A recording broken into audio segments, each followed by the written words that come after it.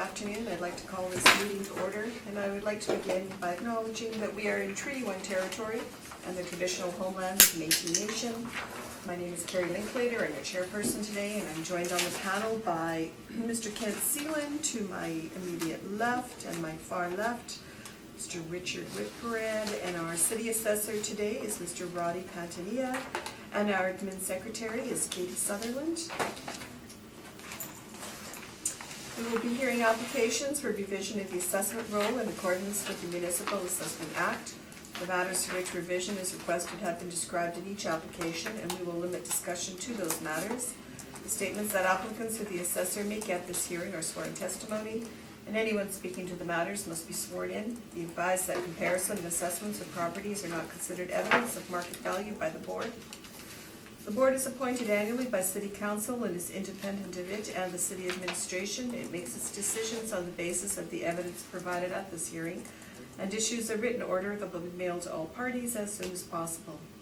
Please note that the board's decisions with respect to an application may be appealed to the Manitoba Municipal Board if the matter pertains to assessed value or classification, or to the Court of Queen's Bench if the matter pertains to the application of exemptions from taxation. Should you wish to appeal, information on how to do so will be included with the board's order. With respect to the hearing process, I will confirm the matters to be addressed with each applicant following the swearing in. We will then have the assessor's testimony followed by questions that the applicant may have. Then the applicant's testimony followed by questions. Each side will have an opportunity to summarize if they wish. Once all the evidence about an application has been brought forward, the applicant may leave. The process will repeat for each item on the docket today. The session will close after all the applications have been heard, and the board will deliberate in private and make its decisions. You will receive the order by registered mail as soon as possible. And as information, all public hearings are live streamed, recorded, and will be part of the public record. No worries. Thanks.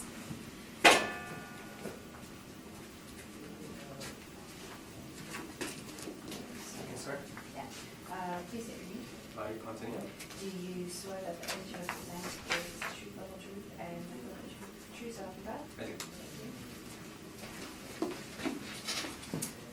So please state your name. Rocky. Do you affirm that the evidence you present is the truth, the whole truth, and nothing but the truth? I do. Thank you.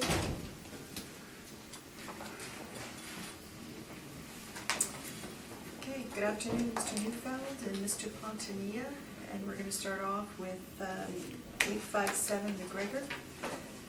And whenever you're ready, Mr. Pantania.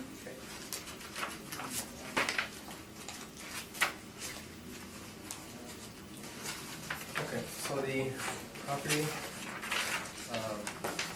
under discussion, the file number is 19-4404.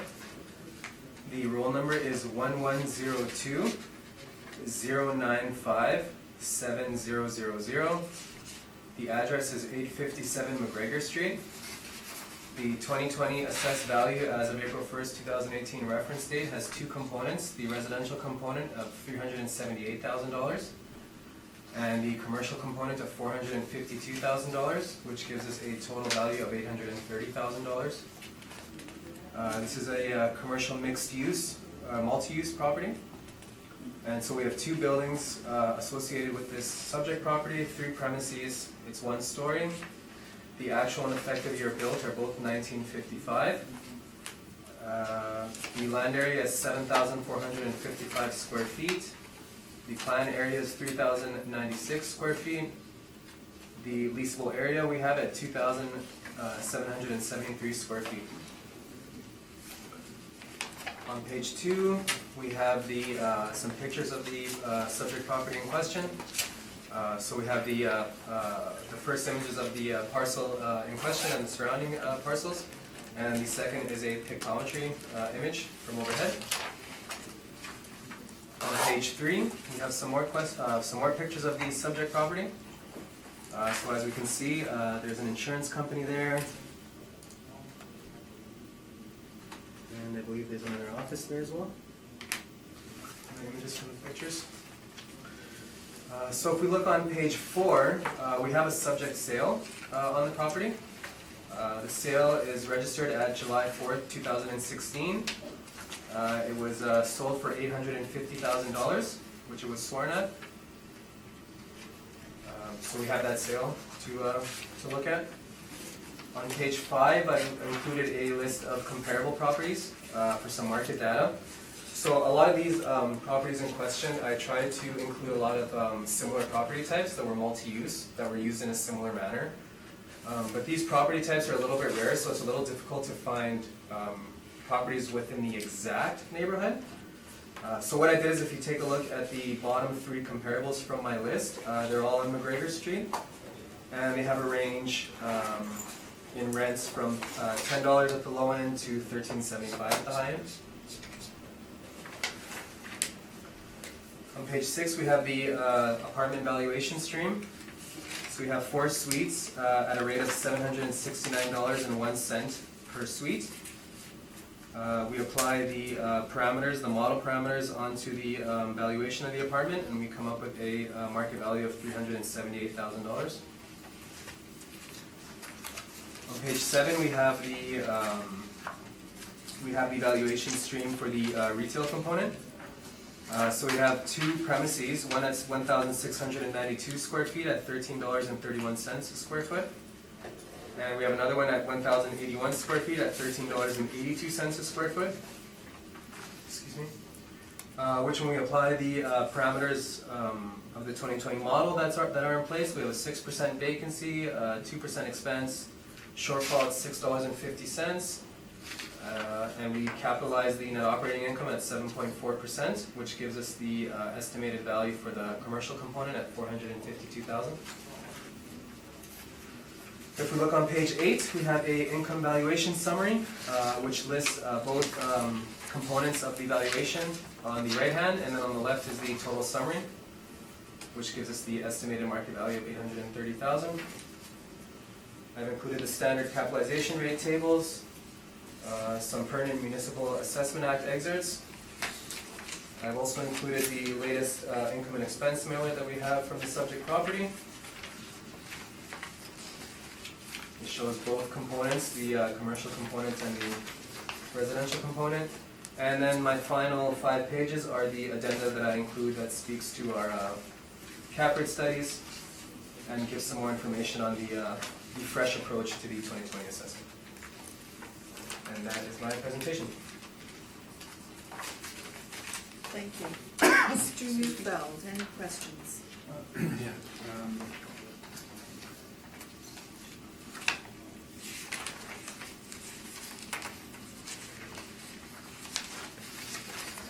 So the valuation you've done, which is on 2 parts, page 6, 7, and then summarized on 8, was this all generated by the model? It was. So the model takes multiple rate stream on one building? I believe so. These commercial multi-use properties always have both components, and we have a valuation, a cap rate on the apartment, and then one on the commercial component. So, Can the components be sold separately? I believe they couldn't be, as they're both part of the same property type. Within your cap rate study, page 9, did you know, to your knowledge, do any of these include mixed-use properties like this? I'm not sure if these would. No, they don't include any, from what I can see. So I'm just a bit puzzled here. So you're saying the second floor of a multi-use property caps here 4.8%, which is underneath the 20th percentile. I think that's reasonable, considering the style of building it is. Well, I would say, yeah, I mean, if we're looking at the multifamily as a guide for some cap rates, on the low end, we do have it at 4, but again, is it appropriate to look? It's difficult to say, as there is a retail component to it, so there is some consideration to give to the commercial side of it. It's not just the residential component, but it's how we value our commercial mixed-use properties. We have one valuation stream for the residential and then one for the commercial. That's how we do it.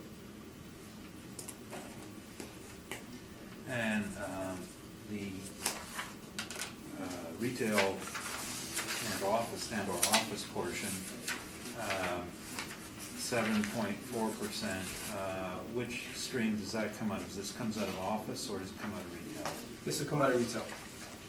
And how many properties of this type made the retail list in your study on page 9?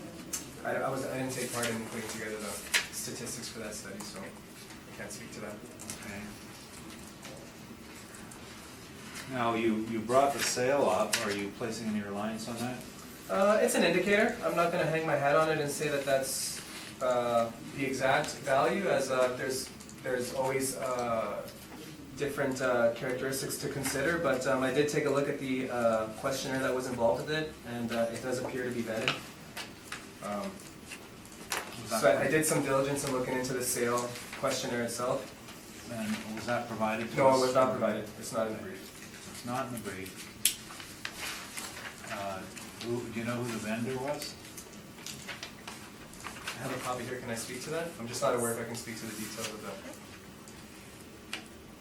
So the vendor.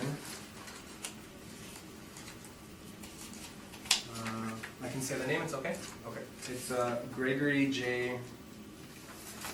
Richak. H-R-Y-C-A-K. That's the vendor. Richak. Yeah, that's what we have here as a vendor. Okay. And purchaser? Jason? Murphy?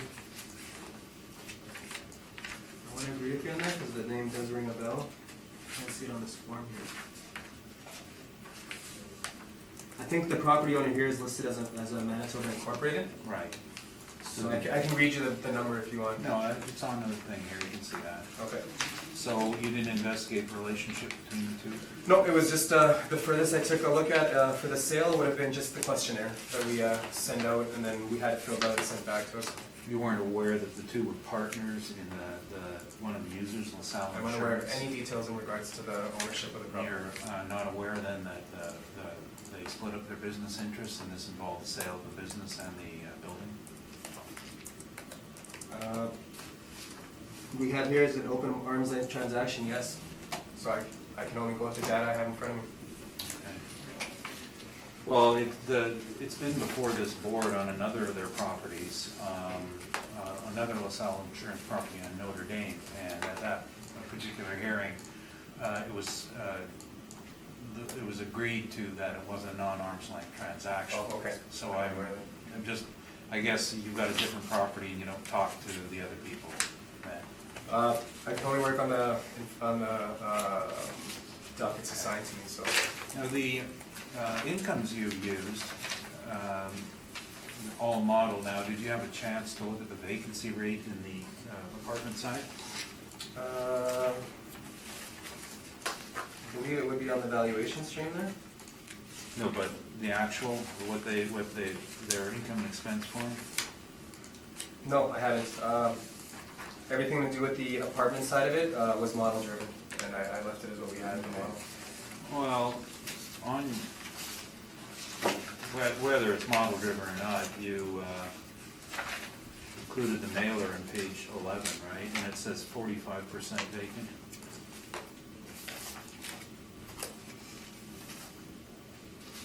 That's what it says there. Yeah, and 18,000 in income from the For the residential. residential? Yep. Yeah. And on page 15, it's stating that the potential income on it, I just did the math here, is $33,852, which equals 3 times 7884 plus 10,200 as full. So on that basis, there's a substantial vacancy on the upper levels, right? If we're going on that basis, there would be some vacancy. I can only speak to the data in front of me, but if I were to look at, Well, but doesn't the data in front of you show there's a big vacancy? the data in front of me has one name on the second floor and then a couple of vacancies on the top floor. Okay, so you do have that information, and there was no consideration for Nope. vacancy? Okay. And on the commercial users, Did you have a chance to estimate the rent that they have here, page 13? Does that look to you like net or gross? I'll restate that question. Page 11 states it's gross income, correct?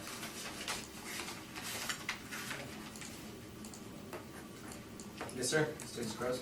And partially owner occupied. That's what it's showing. So, let's see, Jason, the guy who bought the building, is an owner.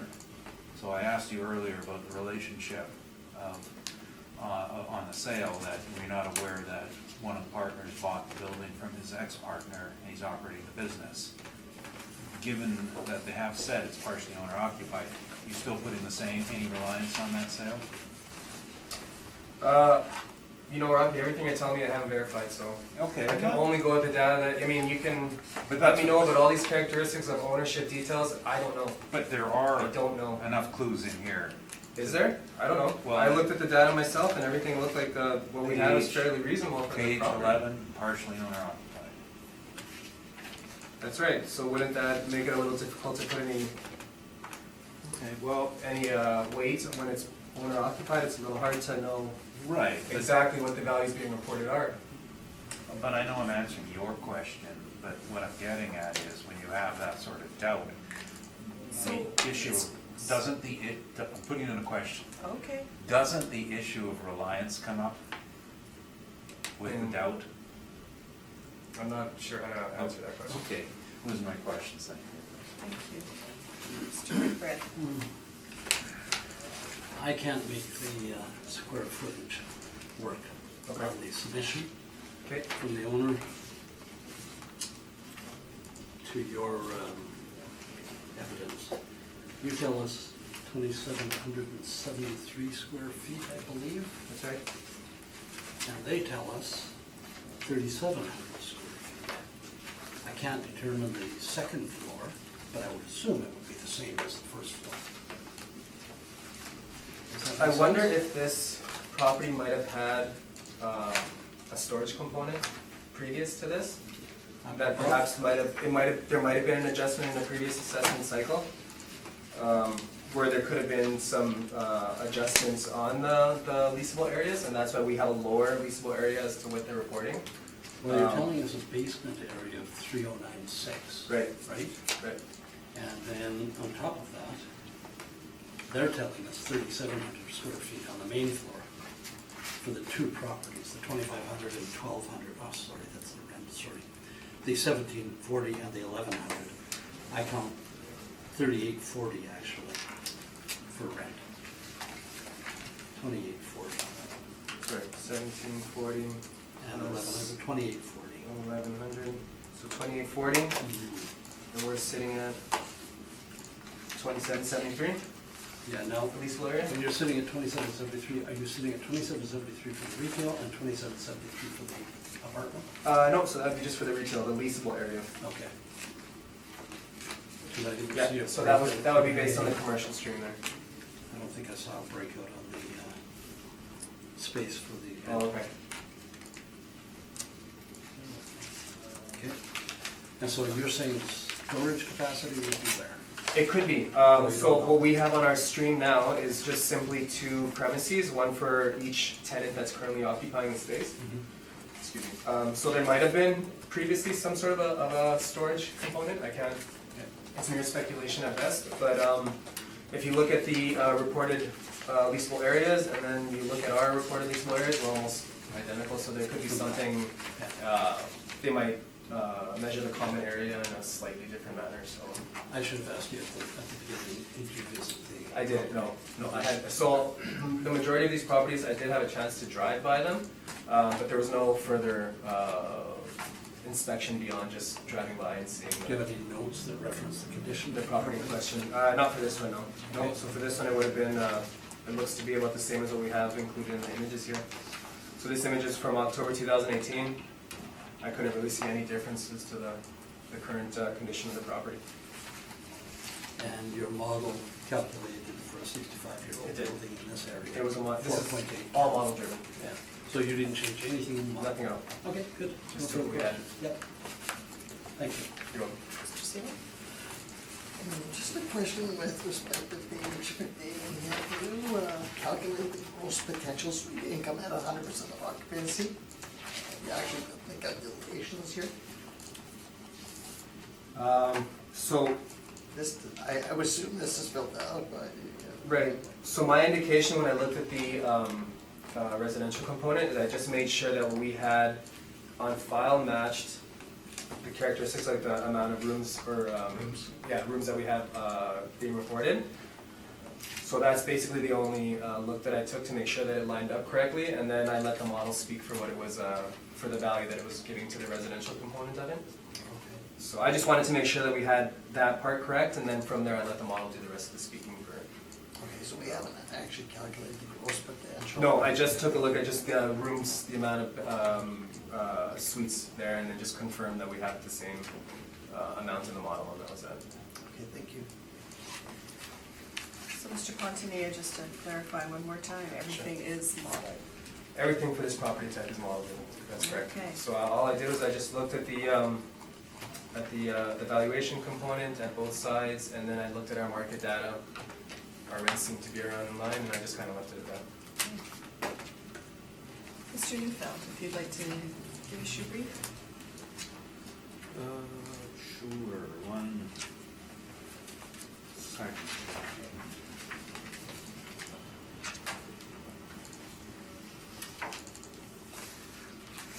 As I mentioned, as I inferred during questioning, the property sale is not valid as a market transaction. It was a partnership dissolution and assets split. One partner kept the property and the business, and the other partner moved on. And that business was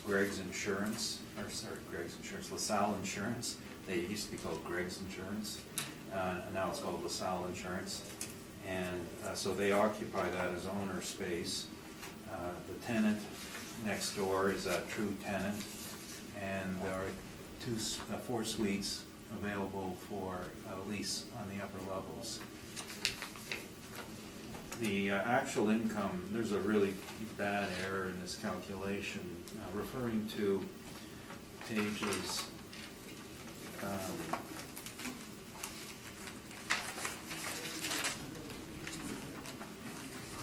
just saying, did I put this statement in here? I have it in front of me, so I must have had it. Yes, page 3. The bottom section of it shows the tenant roster, and it shows no recoveries, and then the top shows no recoveries either. So the rent income is listed at $30,000, which includes the owner's portion. So there's one valid rent in there, and that's OR Agencies. That rent, $1,200 a month for 1,100 square feet, works to $1,309 gross. Unfortunately, the person who did this brief confused gross with net. The true net is $9, or approximately $9, because they pay the share of the expenses. And the major expense, of course, are the property taxes at $12,000. Approximately $8,500 of that represents the tax due to the commercial portion. I don't like to change these to go for a lower number, because I think that's unfair to the assessor. But the truth is that we made a mistake. And going through the NOI with the same calculation, the actual NOI in the commercial portion, based on the one tenant's rent applied to the whole area, is $21,561. Say that again, please, Marky. $21,561 instead of $31,893. Now, to calculate that, I used the same numbers of 7.3% vacancy. I did not put in non-recoverables, because these are gross leases, and non-recoverables are already assumed to be in there, and then just adding a structural reserve and a shortfall. The apartment income is presented as actual. with a 45% vacancy. The gross is 18,084, and then calculating the expenses against that does lead to an NOI of approximately 9890. I don't know the reason why it's empty. And the calculation on the potential of the site as gross, which whoever wrote this up put 40,187, is incorrect. The potential as full for the apartments is actually 33,852. And that's calculated by taking their mailer where they list their potential rent as full. They have 3 units at 7884, 1 unit at 10,200. So their actual potential is 33,000 and gross, which would probably indicate with the expense load as we've calculated a higher NOI on the rent side. The unfortunate part is that we don't know the reason for the vacancy. Market, oftentimes in properties like this where they're owner occupied, sometimes it's by choice. So I have a very difficult time giving you a reason for it. So rather than do that, what we're going to do is calculate it as normalized, so 13,300. Sorry.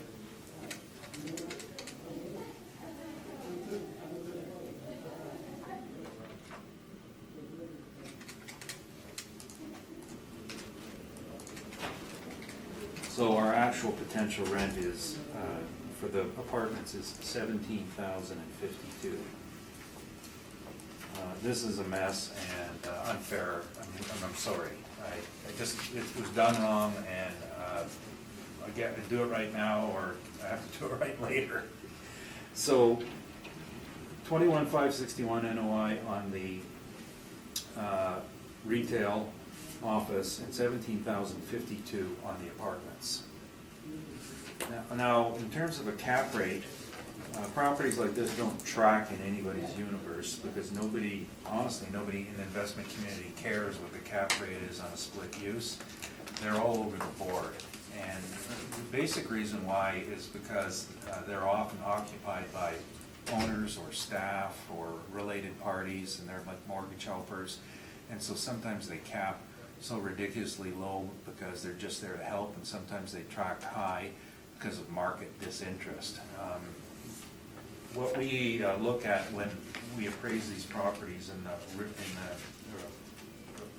realty world is to look at the apartments as incidental income, not as being part of a blend in any way whatsoever. It's just incidental extra income. Much like if you had a sign on the site or a cell tower, and it's not a separate revenue stream, because the primary purpose is clearly the office, the insurance agency, and the rest is accessory income. As such, it is capped at the same rate, and that's not me speaking, it's just the correct procedure.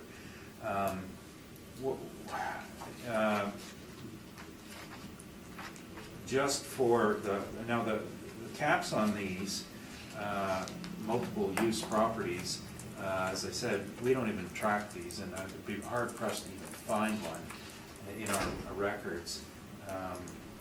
They have different motivations.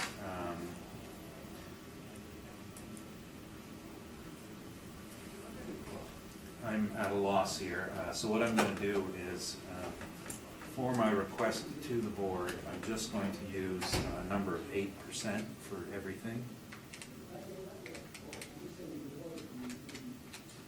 So that would put the commercial portion at 269,513, 269,513, and the residential portion at 213,150, 213,150 rounded to 270,000 commercial, 213 residential. So this is I'm sorry I'm doing this on the spot and doing this to, especially to the assessor who I know was in good faith trying to work with us. I can tell you that the previous assessment from 2018 was resolved by way of a 15-1 agreement, and that was at 341 for commercial, 238 for residential. And I guess the other thing to consider is nothing's changed in 2 years, not in this type of place. So, given the errors we have here, we would suggest to the board that even though I put a value of 270,000, that a number in and around last year's assessment at 341 on class 60 and 238 on class 10 be applied. And when I say in and around, should you choose to put a slight increase on it, that would be acceptable. And that's not, this is not valuation talking, this is attempt to resolve us talking. Sorry, can you give me those numbers again? Last year, they're on my report. Which number? The Right here. The top? yeah, under the 2018 assessment. And I, for some strange reason, I have a copy of the 15-1 from last year, if you want to see it. Take it if they want. It would have been, Well, I don't know if I want to see it. it would have been part of the record, so I have no problem. Yeah. If you wanna look at If it. you want to enter it into evidence, Yeah, that's fine. okay, fine, thank you.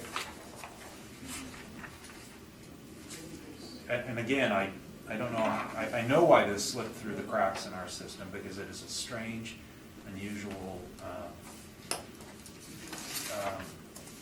it's honest, it's truthful, but it doesn't help us figure out value by looking at the actual. And in properties like this, there was enough evidence to figure it out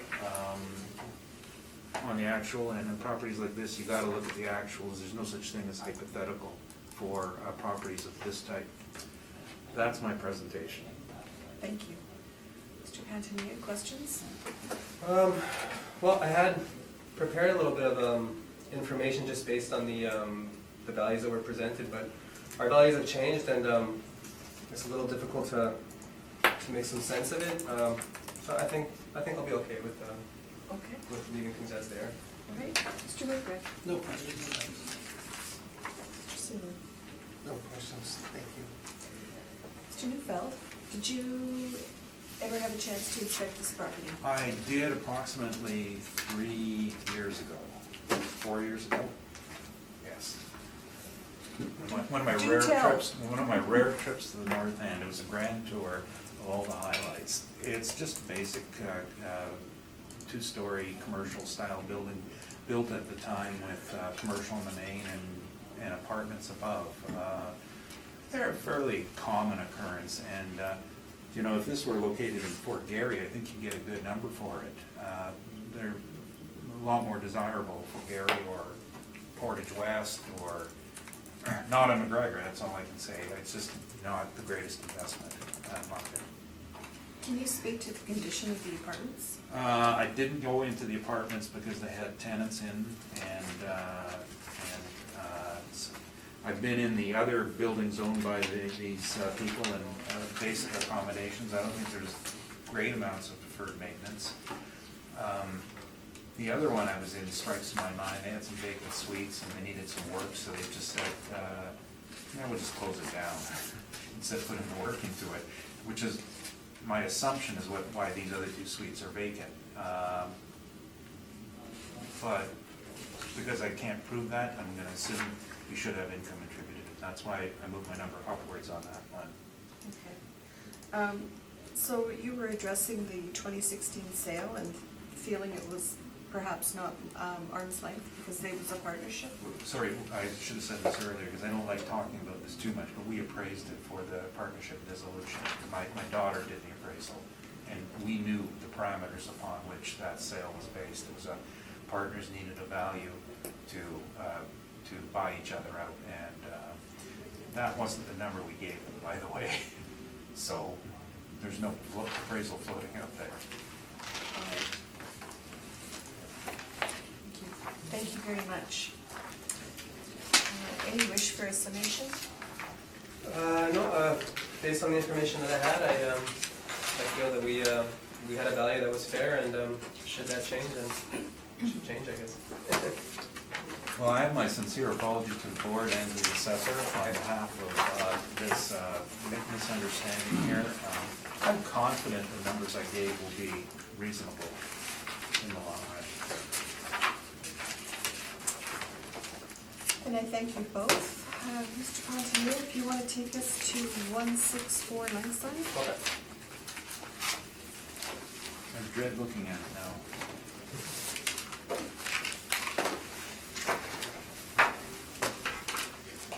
Okay, so the subject property under review, the file number is 19-497. The roll number is 1209-081-3000. The address is 164 Langside Street. The 2020 roll year assessed value as of April 1st, 2018 is a combined value of $339,000. We have $78,000 attributed to the residential component and $261,000 attributed to the commercial component. This building is also labeled as a commercial multi-use building. There's one building associated, 3 premises included are in the building. There's 3 stories associated. The actual year built is 1913, and we have an effective year built of 1960. The wall height is 14 feet. We have a land area of 2,515 square feet, plan area of 1,007 square feet, and a leasable area of 2,014 square feet. So I can direct your attention to page 2. I've included my standard images of the subject property under review. So the top one is just an image of the parcel in question and the surrounding parcels. And the second image is of the pictometry directly overhead. On page 3, we get some images of the subject property in question. So it is a little bit of a unique building in that sense. It's right on the corner of Langside and Sarah. So we can see the main floor has a bar on the main floor there. On page 4, we have some more images of the subject property, some closer images of the commercial component. And we also have an image of a patio near the back of the building there. On page 5, we have some subject sale history. This dates back to December 7th, 2012. And we have a sworn value of $439,900. On page 6, I have some market data information. So I've included again some similar multi-use properties that have the same label as the subject property. And then I've included some market data in the surrounding neighborhood for the comparables near the bottom of my market data information there. On page 7, we have the apartment stream. So we have one suite associated with the space, with the building at $695.78. We applied some parameters that were model driven, and it gives us an estimated value of $78,000. On the commercial stream, on the retail stream, we have 2 premises associated. We have a storage, a C6, a storage office retail or mezzanine space of 1,007 square feet at $7.99 a square foot. And then we have the label for the bar that's currently operating there. Excuse me. It's also 1,007 square feet, and we have a rent of $15.36 per square foot. We go through the parameters of the model for this property, and it gives us, when we capitalize it at 8%, we have a value of $261,000. On page 9, we have the income valuation summary of both valuation streams. So we have the apartment residential component at $78,000, the retail commercial component at $261,000. which gives us the estimated market value as of, for the 2020 roll at $339,000. On page 10, we have the usual capitalization rate tables that are provided for an example of some cap rates. And then on page 11, we have some municipal assessment excerpts. And then on page 12, I've included all the information in regards to the subject property. And then I finish off my brief with the standard addenda that I've included in regards to some questions in regards to the expenses and cap rates. And that's my presentation. Thank you. Questions, Mr. Neufeld? Yes, page 7, 8, and summary 9, are these all model? They're all model driven. And rents, page 6, did you select these? I did, yeah. I took a look at some of the market data we had and just included some in there. And what type of operations are these? Let's see, the one, which ones are you referring to? The, Give me an address and I'll tell you. all of them, what's their use? So we have uses. We have, the top would be a laundromat. The second would be used, I believe, as an office. The third comparable is used as a restaurant. Fourth comparable is used as an office. Fifth comparable would be a restaurant. The sixth is a restaurant. The seventh is a hair salon. The eighth is a hair salon, or sorry, the eighth is a, looks like a cultural center. The ninth would be a hair studio. The 10th looks to be a general store. And the last one would be appears to be I want to say like a confectionery, I guess. They still use Like it? a retail property, like a. Convenience style store? No, it would be more like it's like a chocolatier. Oh, Like a oh, chocolatier, like a yeah. confectionery kind of a store, like a. Okay. I guess it would be like for exclusive chocolates and candy and whatnot, I guess. So you have, now the use on the subject first floor you mentioned was a bar. It's right? used as a bar, that's Based food, Yep. bar, Yeah. they have a chef? I'm not aware of those details. I know that they serve food and that I met serve her, liquor. and I'm just wondering, so you didn't go out and inspect it, did you? I haven't been there in my assessor hat. I have been there in personal capacity, but it was several years, or at least a year, if not longer back. So Okay.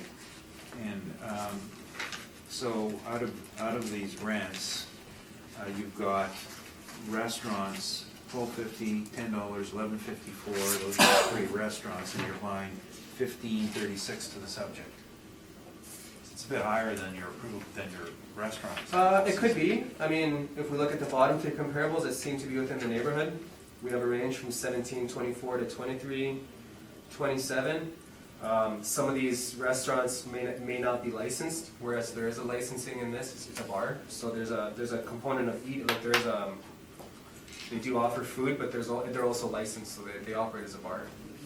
So that could play into it as well. Well, the bottom 3, as you mentioned, also are significantly higher than the rest. You're sure that you're not quoting gross leases, which should be quite common on Sherbrooke? From my information, what I looked at, it appeared that it was netted out. So just from the looks of it, Now, what's on the second floor? So my understanding is that the second floor has a apartment complex, but I haven't visited myself, so I can only speak to a general understanding just from reviewing some of the characteristics that we have on file. You're saying apartment, but isn't it part of the Class 16 revenue stream? The commercial component? Yeah. I don't remember. Second There might have been. I mean, we do have 2 premises associated, so it could be. We have a C6, which would be like a mezzanine space. So that would make sense, actually, if there was a second floor there. I haven't visited myself, so I can't speak to it. Okay, well, and what rents are there to support the storage up on that second floor? Well, we didn't include any on our market data here, but I would say looking at it that it reflects at $7.99. It would seem to reflect a storage rate given to it, or a mezzanine space. You've got the plan area at 1,007 square feet, correct? Correct? Now, your leasable area, which is comprised of the first and second floor, is just double that amount at 2014, correct? That's correct. Now, the building is set up with three particular users, each having one floor, indicating a multi-tenanted building. Why didn't you do the BOMA measurement? Why did I do the BOMA measurement? Well, we're under quite an appeal of a volume of appeal there now. I'm not sure I have time to go and Well, but grab a BOMA measurement and start measuring No. all my subject properties. that's fine, I mean, that speaks to it, but do you not believe, I'll rephrase that, do you not believe that this should have been done BOMA style, which is exclude the vertical penetrations, the stairwells?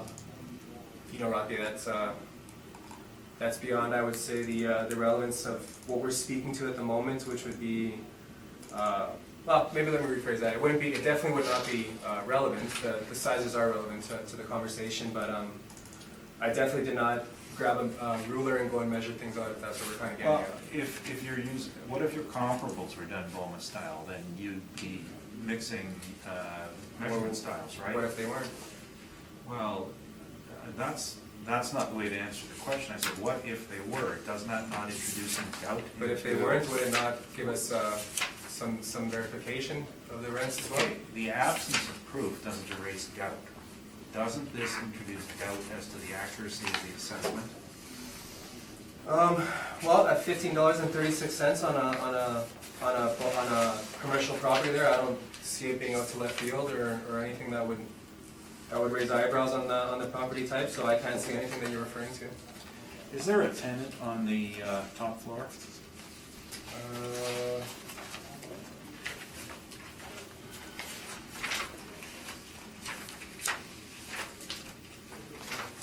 I believe the mailer would indicate it's not available. They're not telling us.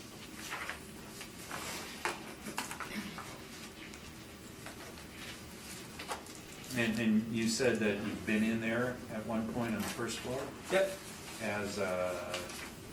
as a patron, yep. Those are my questions. Thank you. Mr. Whitford? Just want to confirm that last question. You don't know what's on the third floor. No. So I know that the valuation stream shows a residential component, and we do have one listed as the residential component. And Mr. Newfeld just alluded to the fact that it's used all as a main floor, so we can infer all three things together and infer that the main floor is one residential component, or sorry, the top floor would be one residential component. But I haven't inspected myself, so I'm only inferring from the clues we have as to the use of it. But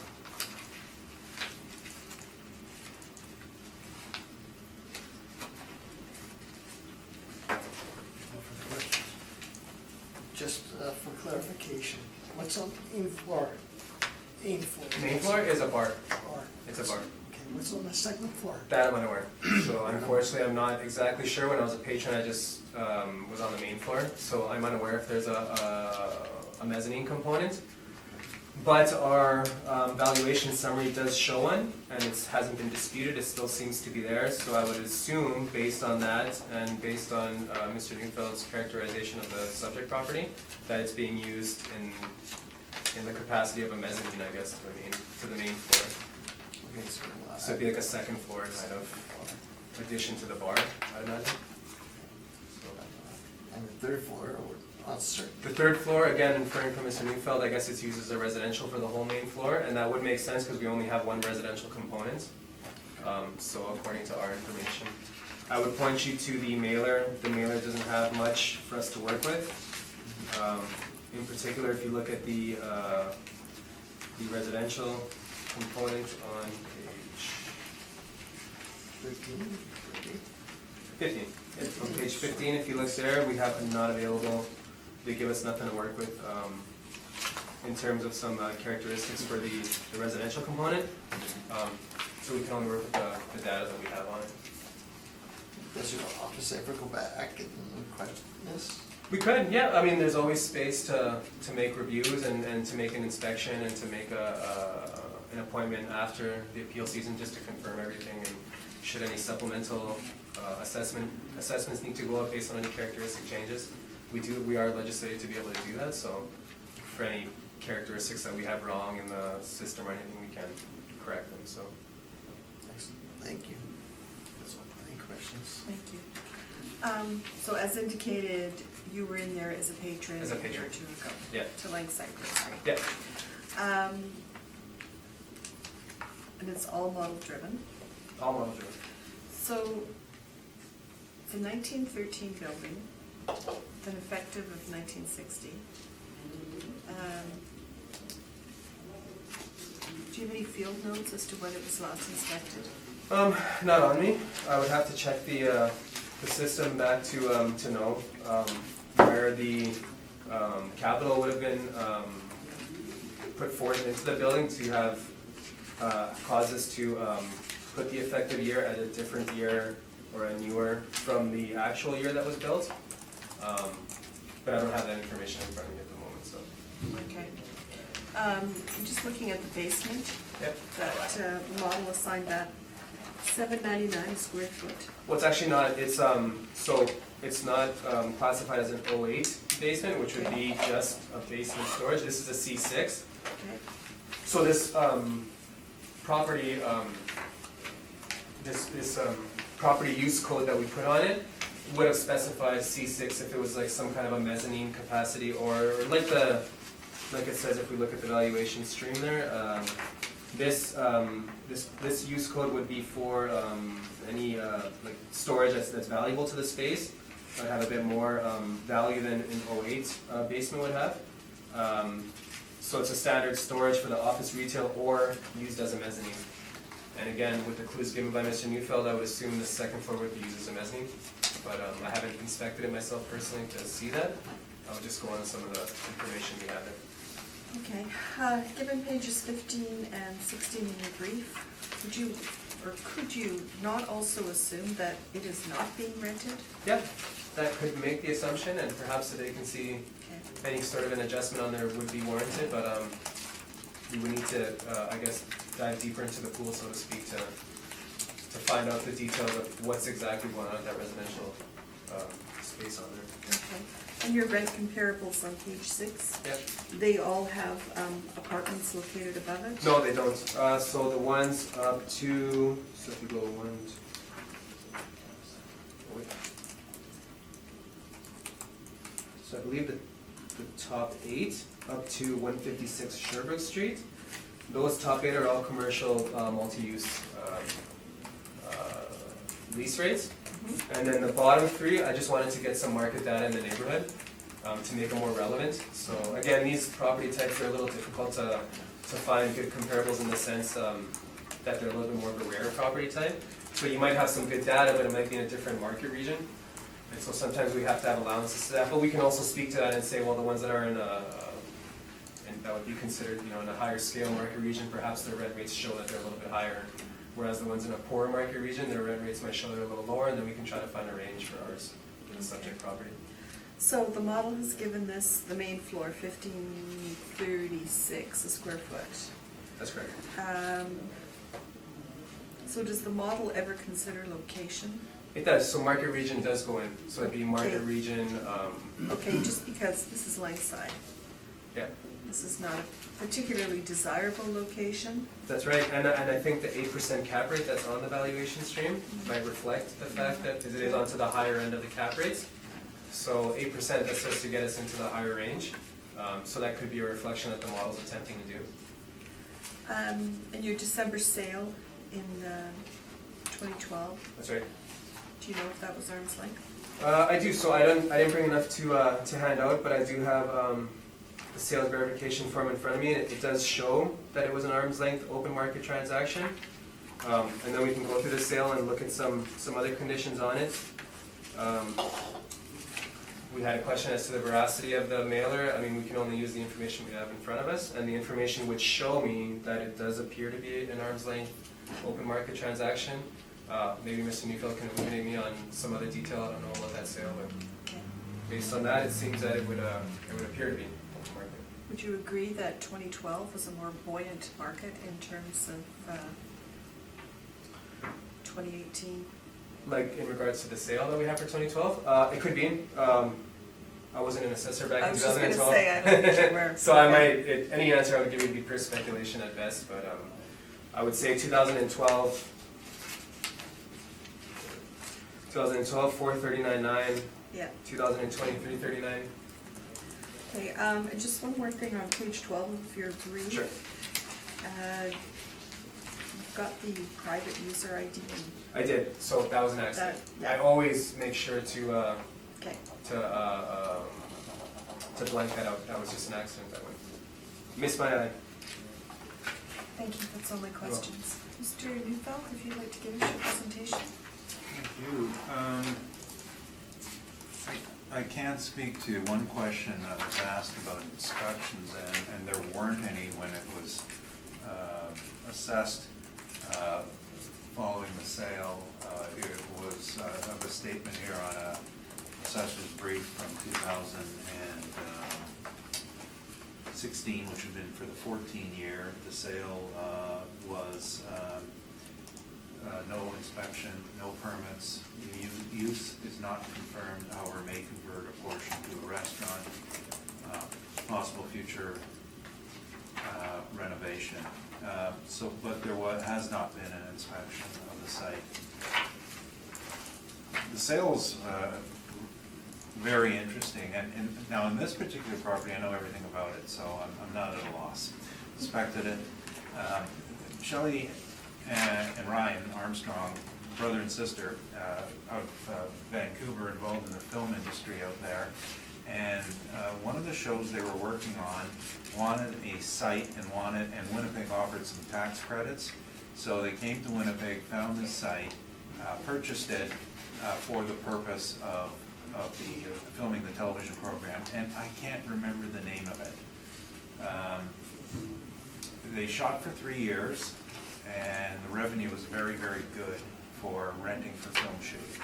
But it sort of precluded any other use. But while they were doing film shooting, they also had the second floor for storage and the third floor for occasional use for people who needed a place to stay in the short term. It was just part of it. So the whole purchase was all based on a film site. Once the show closed, and it was I'm trying to remember the name of the network. It was like a small Canadian specialty network, it's not Lifetime, because that's not Canadian, is it? And it was a period piece about, anyway. So after, their plans after the show, or during the show, were to open a small gastropub, which when the show was canceled, they ended up doing, and so that's what's on the first floor. But the minute they opened it, and they had cooking equipment going, they weren't allowed to have any occupancy on the floors above because the deck didn't have fire separations. So they are not allowed to have any occupancy on the upper levels. So the first floor operates as a gastropub style. I remember going in for a drink. I was a bit disappointed I didn't have what I wanted, because I'm a total snob when it comes to that. But they had an eclectic menu, met the chef, and went through the site. So that's the first floor. No problem with the operation. The second floor is completely storage. Now on the second floor there are some leftover props from the show, like moose antlers and really good things, stuffed ducks, and some old furniture. Can't be used. And the upper floor, the owners are allowed to stay in their own property when they're in the town, even though it doesn't have fire separation. They just can't rent it. So that's why there's no revenue generated. So their statement, of course, is quite truthful. They have 2 restricted use floors and the restaurant on the first floor. We did give you some pictures from the inside, and this wasn't from my picture taking, because I went at a different time. This is Ayrton who did this picture taking, because at the time I sent him out to take pictures, we didn't have basement shots, and we had a previous assessor who wanted to assess the basement in 2016, and ridiculous. So page 7 is the restaurant, and then page 8 is both pictures are the inside of the restaurant. A very small site. You can see why they used it in filming. It still has The old bar, I guess that's the zinc ceiling, and I think for shooting, they wiped out that HVAC equipment. And just pulled the ducts off and replaced the fixtures. Otherwise, everything is very good for period pieces. Page 9 is the basement. I know I've got pictures of those moose antlers for the second floor, but anyway, last time I was in there was a year and a half ago in the summer, and as far as I know, nothing's changed. So we did state here that the fire code does not allow other tenants. So in valuation, what we looked at is the concept of legal use. We believe a rent of $10 should be applied to the main floor. Our comparables are on page 6. And unlike the assessor statement, we know for certain that our rents are net rents because we vet them, we do the deals, or we manage the properties, or have done an appraisal on the site. And the difficulty of finding a perfect match is that a small location like this on Langside, there are not a lot of rents for units like this. They just don't exist. So Sherbrooke was our closest. Also, we did have one on Evanston, which is a slightly better part of the city because it's, just imagine going from Langside to Evanston is a bit of a different community, even though it's only a few blocks away. And that was at 709. That was a retail store. And that came from an appraisal I did on the site when they were doing conversions. A number on Sherbrooke at 96 and 88, 80, 83. Point out that the ones on 80 and 83 are multi-tenanted buildings, and that's the overall rate of all the units. The units range in size from 1,000 feet to 5,000 feet. And we weren't reporting each one individually because they varied. Basically, those buildings were semi-gross rents, and what we did is we recalculated back to what the net rate was. Not net effective. We didn't use inducements or tenant allowances, anything of the sort, just pure operational expenses. That's why they're quoted in that manner. So all things considering, we thought $10 was a fair number on the main. As far as the upper level, being purely storage, on page 7, we have basement rents that are purely storage. The other upper rent space that I do know about that's rented is at 180 King, and that's at $250 a foot. And that's much better space, sprinklered, but it's just inferior in amenities. So there are storage spaces in and around that are kind of hard to find. We ended up just using our basement rents because these are usable basements that people use either for commerce or for storage. And on the upper level, we didn't put a value. I suppose one could put a residential storage value because it does have that capability. But I can't think of a single residential storage unit that would be similar to this. So we're suggesting zero value on that, which is why we didn't put one in. And it's not going to hurt our feelings if you use the assessor's number on it. It's still space, and it does have some attraction for the owner's use. So one would assume you should have some tax on it. Technically, zero. Under assessment rules, I don't know. 78,000 might be fair. I'm not here. That's a legal opinion, not an appraiser's opinion. Appraiser's opinion would be zero. Our value on the building itself on the first 2 floors is 113,000, and the reasons we've given you the rent. The cap rate side, of course, is the age, lack of parking. We are in R2 land now. R2 land is our use tables on page.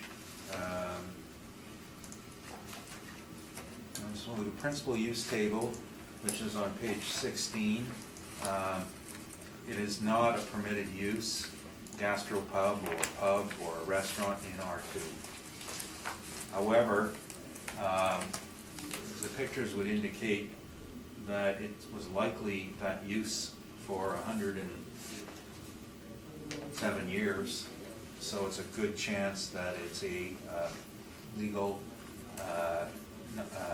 non-conforming usage in there, but it is not an approved use, and that's the major reason for the cap rate is it depends on the whims of the well, it depends on a lot of things. You can see that a restaurant requires C1 zoning to do it. So based on that, it's a complete error to consider you could have a competitive cap rate on a legal non-conforming use. You can't change the use, you can only continue on with what it is. And 1,000 square feet for a food service facility to generate adequate income, people aren't going to be knocking his doors down because it's too small to generate big income. It's a nice thing to have in the community, but it's certainly not any value. So our number is 113 in the commercial portion, and from an appraiser's point of view, 0 on the residential because it can't allow for tenancy. However, that's a legal issue, and if you choose otherwise, like I said, the assessor's number would probably make fine if you could have tenants up there at 78,000. I don't like this cap rate, but his rent's on the low side. Thank you, that's my presentation. Thank you. Questions? I think I'm okay with this presentation. Thank you. Mr. Woodbury? Nothing, thanks. Mr. Applicant, what was the last time you said you were in this location? Summer of 2018. Is it currently operating as a bar? Last I checked, my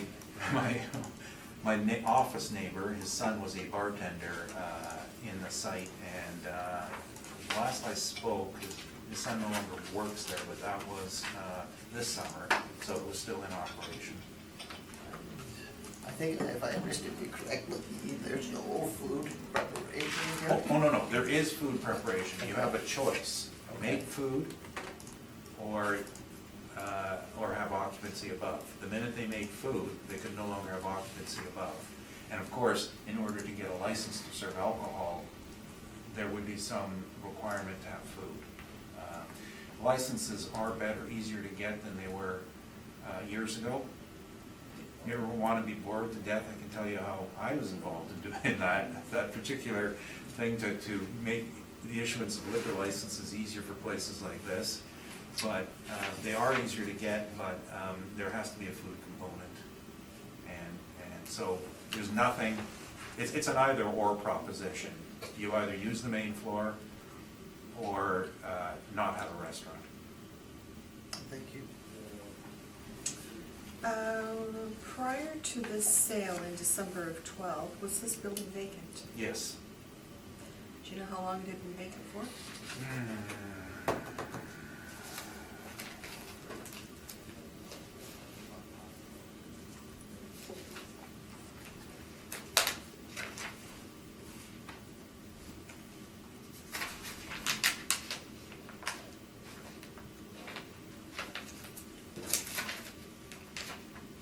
No, I don't have that. My note, oh, here is it. Closed.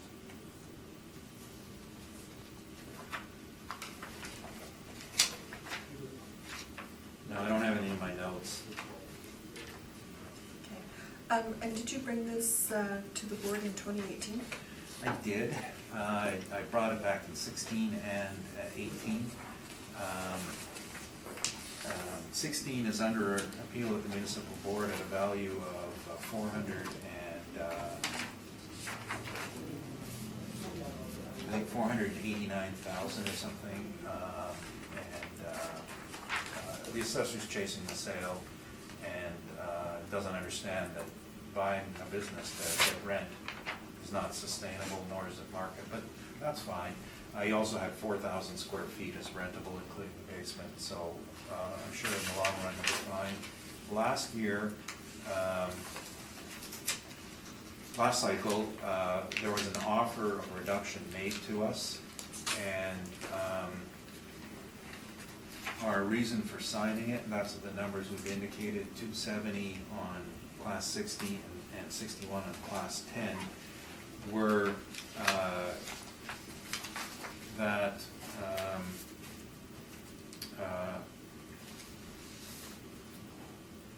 it sets up a precedent for us for the year prior at 400,000. Decision made on our part to the assessor last year came to us and said, I've taken off the basement because it doesn't belong. So we looked at it and said, well, that resolves our 2016 problem because now you've admitted it's wrong and you've offered a value. And so I went to ownership and I said, here's the pros and the cons. It fixes 16. We'll get it eventually changed to municipal board, but I still don't like the number. Make a call. I'm not deciding for you. So they said take the offer. Their call. This year we didn't ask them. I think on the case is like we have an unusual property and I want this to go to. I want these issues spoken to. I mean, all board decisions, all case law, all state that restrictions on usage have to be taken into account. So if you've got a fire restriction not allowing you to use the upper floor, that's not something we can ignore. Okay, thank you. And we are just going to take a break.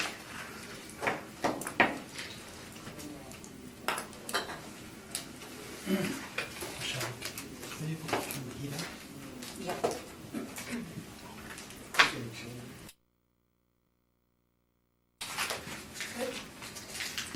Yeah, take that all back. Oh, okay then. I'm going to call this hearing back to order. And we are moving on to 1858 Portage Avenue. Mr. Pontier, whenever you're ready. Okay. So the subject property under review, the file number is 19-4384. The roll number is 0702 008 8000. The 2020 assessed value as of April 1st, 2018 has two components. A residential component for $231,000 and a commercial component for $671,000, which gives us a total of $902,000 for the assessed value that went out. And I do have a recommendation to make on this property.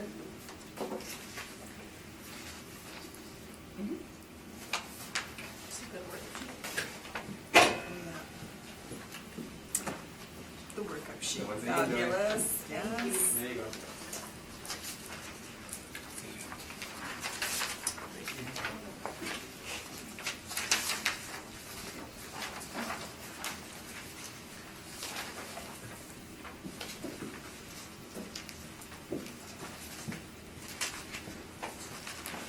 So if you look on the left, so I want to start off by saying that this is just the commercial valuation stream.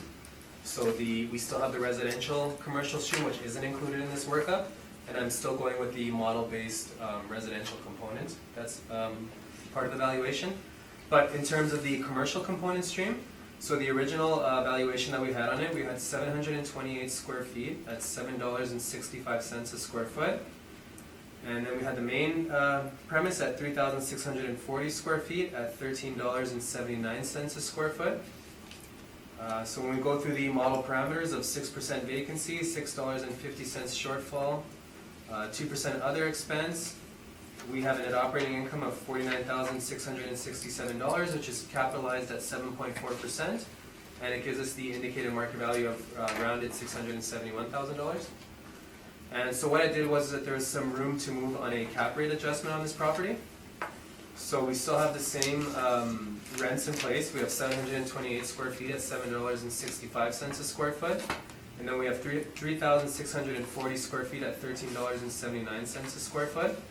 And when we go through the valuation parameters, it gives us a net operating income, $49,667, which is the same, but we capitalize it at 8.4%, so one full percentage increase. which gives us a market value of $591,000. And if you look on the very top, under the adjusted cap based on size, you'll have the total assessment. You have the residential component of $231,000. And then we have the commercial component of the revised amount of $591,000, which gives us a revised 2020 assessment of $822,000.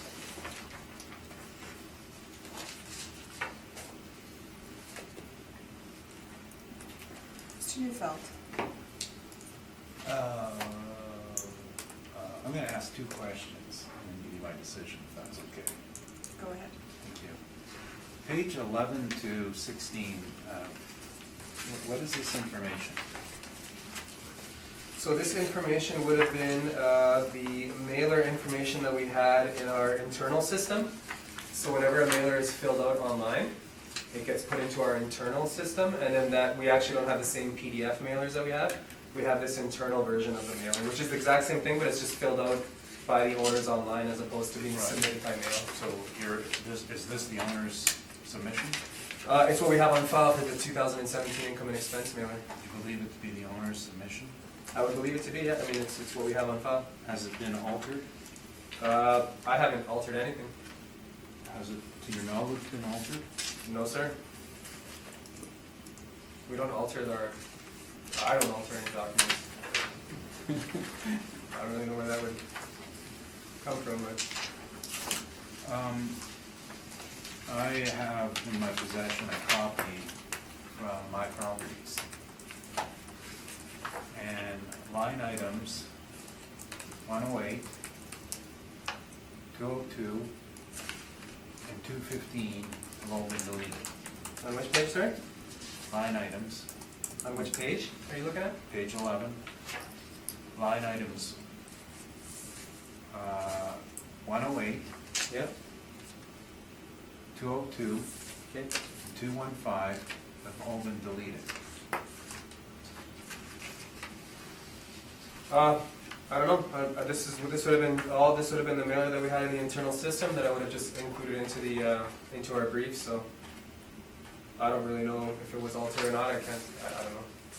Okay, so you don't. I know that I didn't do any adjustments on any of these forms. I never do. So whatever's included there, I just put it in the mailer. And to your knowledge, do you know why? To my knowledge, no. Okay, all right. I mean, I don't have the original document you're looking at, so I actually can't even cross-reference with anything. This would just be what we have in the system. Thank you, Madam Chairperson. Under these situation, I don't have a presentation one way or another. You can choose to accept his recommendation or not. This is an alteration of evidence, and so I'm not saying that the assessor was involved, but this is the 7th time we found this being presented to this board where evidence has been altered. So I'm not going to proceed with my here, but I'm not going to proceed with my presentation until we get to the bottom of this. So I'll let you decide if you want to apply his recommendation or not. Okay, thank you. Any questions, panel? Mr. Wood? Are you going to make that available to the panel? Yeah, sure. Are you able to run a photocopy? Yeah. Could you please? There's 3 pages.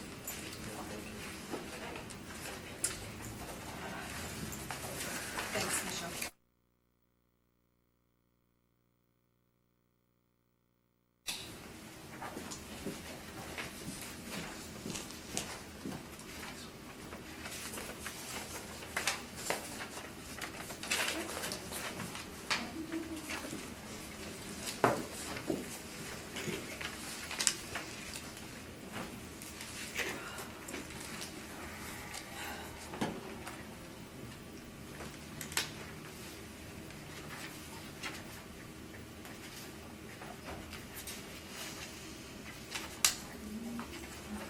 What can I call this as an exhibit?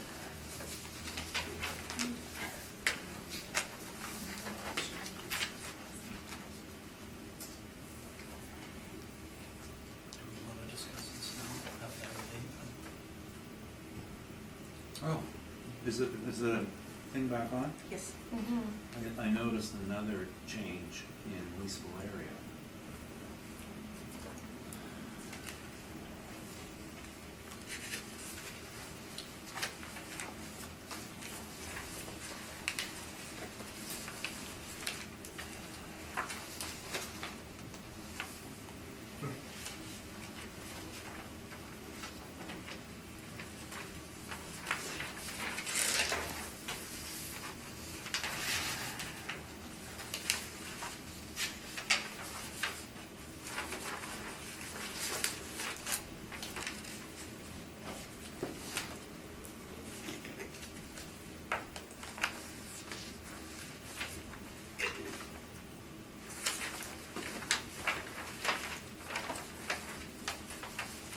So, Mr. Dufeld, Yes, I know. Your question is, so you submitted this to us right, in evidence, and we have the city's recommendation, so we will look at the information. okay. Because you're saying you don't I- want to make a presentation. Well, I'm not gonna make a presentation. I think that we will, based on what was presented, we're going to accept the recommendation with, of course, the understanding that should further investigation determine that this alteration resulted in a position that was incorrect, we'll appeal it to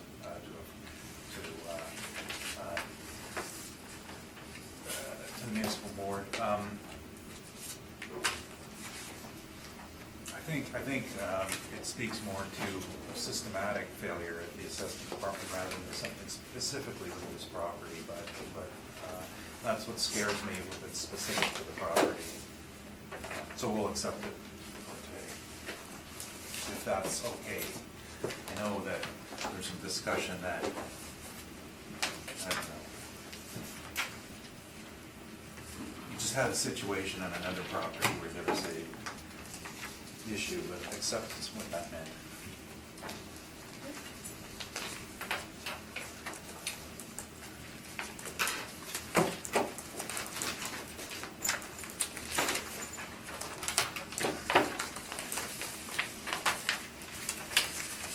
And we are going to move on to 539 St. Mary's Road.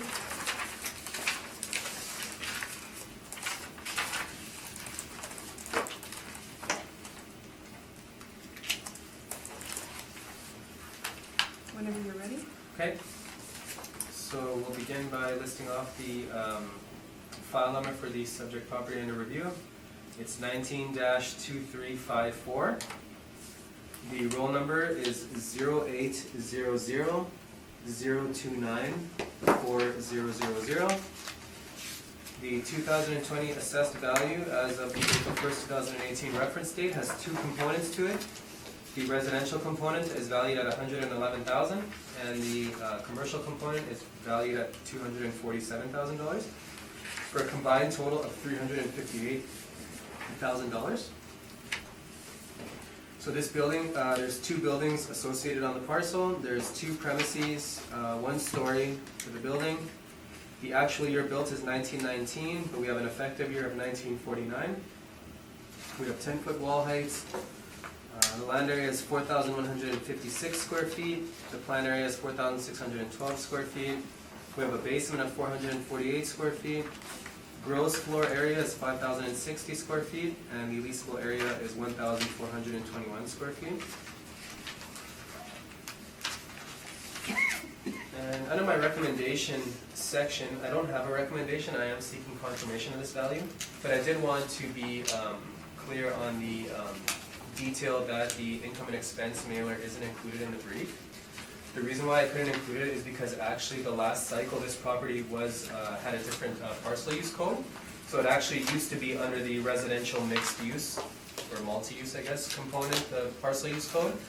And I guess I'm inferring from conversations with some of my colleagues that the residential component perhaps doesn't need to include the same income and expense information that we require from the commercial properties.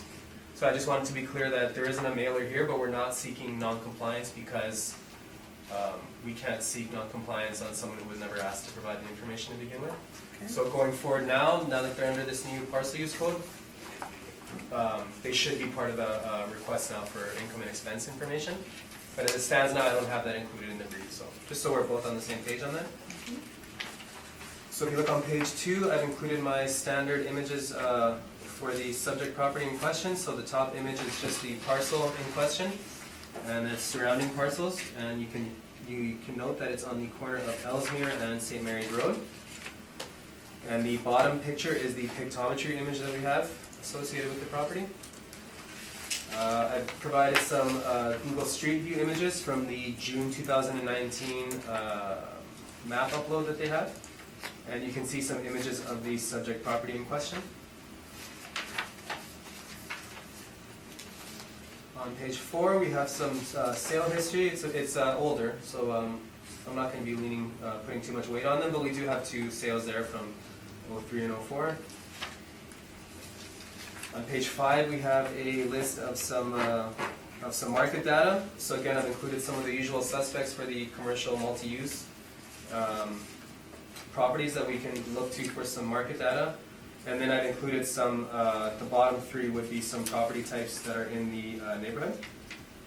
Or sorry, some market data from some lease information in the neighborhood. So if you look on page 6, under the apartment valuation stream, we have, looks to be 1 total suite at $854.44 we have it valued at. And we have the model parameters applied, which gives us the market value of $111,000 for the residential component. On page 7, we have the retail component. So we have one premise, the standard office retail industrial finish, at 1,421 square feet, and we have it at $14.41 per square foot, which appears to be in line with some of the market data that I've acquired on the subject property.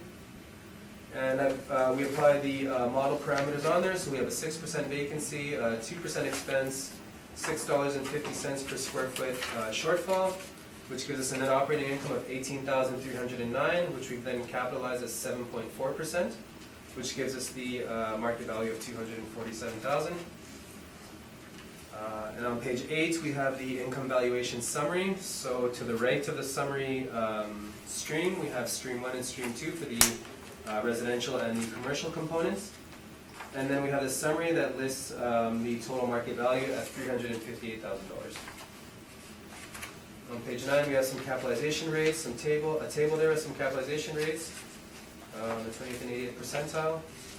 On page 10, we have some municipal assessment excerpts. And like I mentioned, we don't have any mailer information, so page 11 jumps right into my addenda, which gives some information on the expense and the cap rates that are applied. And that's my presentation. Thank you. Mr. Neufeld, questions? Yes, first I'm a little disturbed by your comments about not asking for a penalty. But why would even that come into the realm of this? Why are you even talking about it? You never sent a mailer, did you? Not you. The assessment department never sent a mailer. I just wanted to be clear so that the panel knew that we didn't have a mailer in there. They might wonder why there's no seeking for non-compliance if no mailer has Well, been I don't included. think they care if you seek for non-compliance or not, do you? Do you think they care if you seek for it? Oh, I'm not sure how to answer that question. Okay, well, I'm a little bit worried about this phraseology that you've used. A mailer was never sent out to this property, correct? So there's not even a contemplation of a penalty. It doesn't even enter. It doesn't exist, does it? Excuse me, Mr. Neufeld, he wasn't using the word. I'm not really sure what the questions are even. He just wanted to make it clear to us, and that's fine. He's not seeking a non-compliance. But saying I'm not seeking it infers that there's a potential for seeking it. And that's what I take exception to. Okay, but if he was, he would put it on his brief, and it's not there, so. Anyway, you stated, that's fine, carry on. And I appreciate the comments. It was just something I'm concerned about. Okay, But this is one of these properties, multi-use, right? Residential and commercial. Yes, it is. And do you ever asked for, we had some mailers and some other properties today, and you brought them, and this one doesn't. So how many are there out there that you don't get mailer returns on? I'm not sure how that's relevant to the presentation. Well, it's in preparation of the model. You don't have a section for this type of property, do you? I'm not sure. But you said earlier you didn't have one, right? Like the page, your page, 9 does not have a section for multi-use properties. No, I think we've discussed that this is just a sample to show different capitalization rates of different Right. general property Now, types. on this general capitalization rates, doesn't your department utilize some age, some dates, some ages to, when rates change, cap rates change? I believe effective age is part of it. Right, do you know what those dates are and what the numbers are? I wouldn't be on the top, I'd have to research it and reference a Okay. manual. Okay, so you're not aware that 1946 is often quoted as one, and No. 1974, I believe, is quoted as one? I'm not aware. And what went into changing the effective year of this from the actual year? I didn't do any adjustments on it, it was all already there. So, page 5, 6, 7, this all came from the model? All model driven.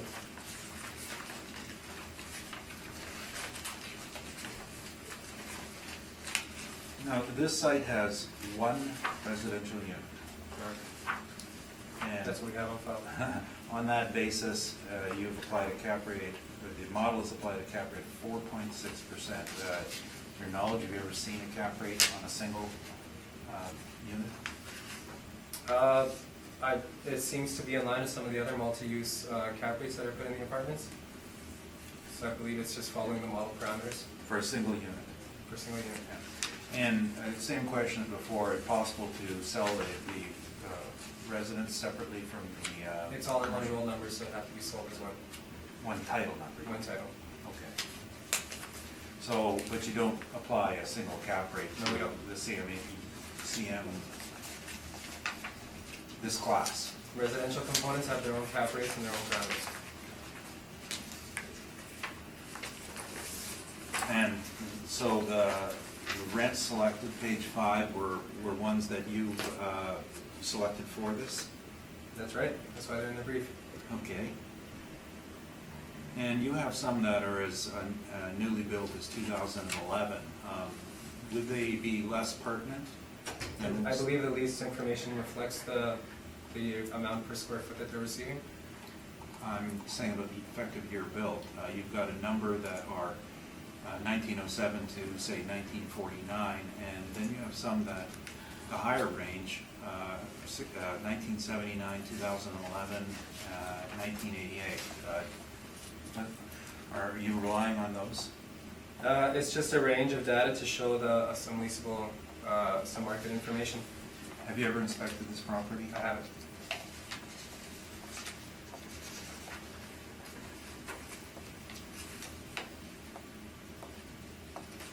Those are my questions, thank you. Thank you. Mr. Whitford? I have nothing, thank you. Mr. Seaman?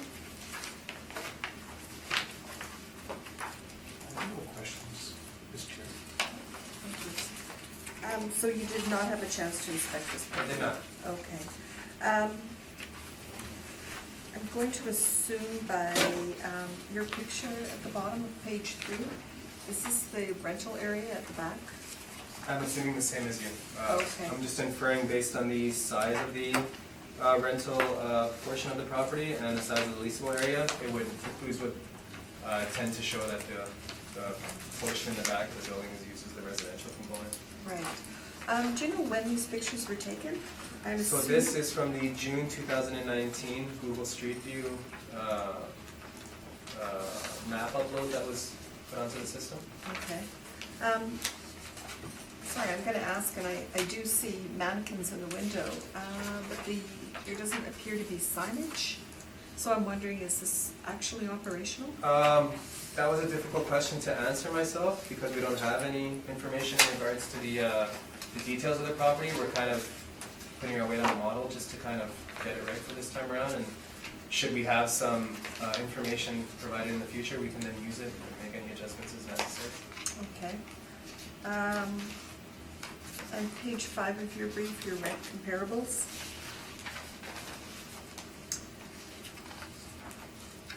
Did you include the St. Mary's, the two St. Mary's and the St. Anne's because they're in the same vicinity? That's Even exactly though- right, that's right. Even though the age, Yeah, even though the ages are different and the, massive gap?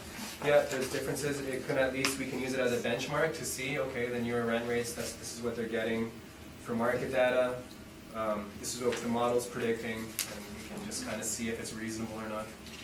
And those 3 properties, do they have any residential They component? don't, the bottom 3 are simply retail. Okay, and I'm sorry, did you say the top 8 do have residential? That's right, yeah, the top 8 are from the multi-use information that we have. Are any of them single residential, like the subject property? It's like one 3-bedroom, or are they all? That's a little tough to say, I don't have that data in front of me. So it would be speculation if I were to say anything in regards to that. I have vetted that they are all from the commercial multi-use parcel use codes that we use. So for the label, it came from that. And they show valuation streams that do have residential and commercial components. Hey, did you have a question? Yeah. Yep, go ahead. So, just a quick question. With respect to the effective date and the date it was built, obviously, was there an extension for the residential component here? Because look at roof line here, if I have a building, a picture on 2, looks like there's an extension here. So that is definitely what the image is showing for the residential component to it. I haven't measured it myself, so I'm only going on what we have on file in regards to the residential component of it. So what we have on file, I'm putting my weight on is that that's what we have. So we have the 1 unit, Was it 3-bedroom suite, and that's what it shows that we have there, so I'm just placing my weight on what we have there. okay? So we don't know the effect. No. What was changed? Again, because we don't have any mailer information, it's difficult to make any inferences. That's sort of the reason when we get it back, and then we can start to look into the details of our property. And since we don't have that key piece information, it's difficult to make any assumptions based on what we have. Yeah, no, it's fine. I just have one quick question. You said you hadn't inspected it, but do you have anything, any field notes as to when it was last inspected? Not on me, not in front of me, so Okay, just because I'm going to make well, not even an assumption, on page 3 of your pictures, yep. it's perhaps not looking in the best condition overall, I would say. Definitely. Yeah. There's nothing there's nothing I'm pointing out what's there. Okay, I would not disagree with that statement. all right, thank you very much. Mr. Neufeld. Thank you.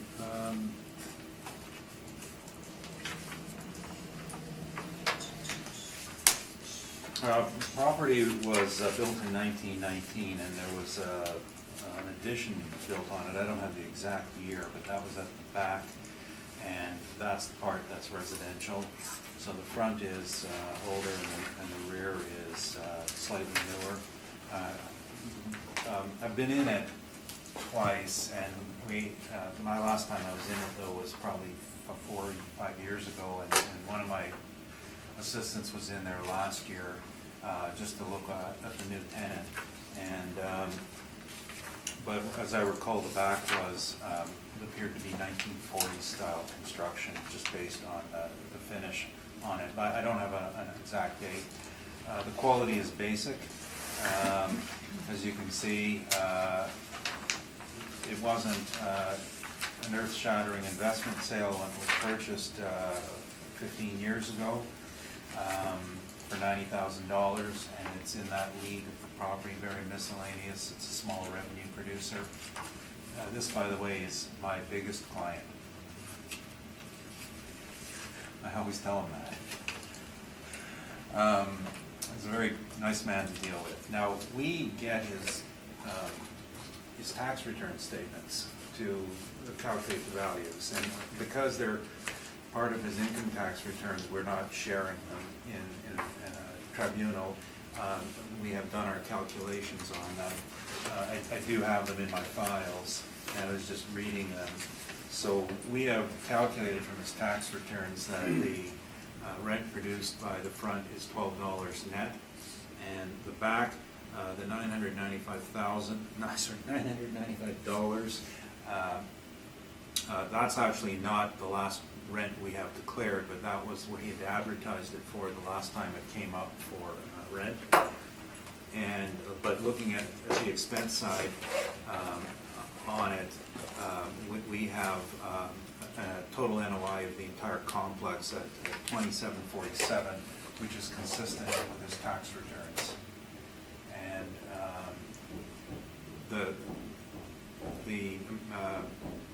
and that would include his losses, because he did have periods of vacancy. You can see from the pictures, my pictures, the assessor's pictures, there have been turnover in the unit, and we know there's been turnover in the apartment rental. The actual statement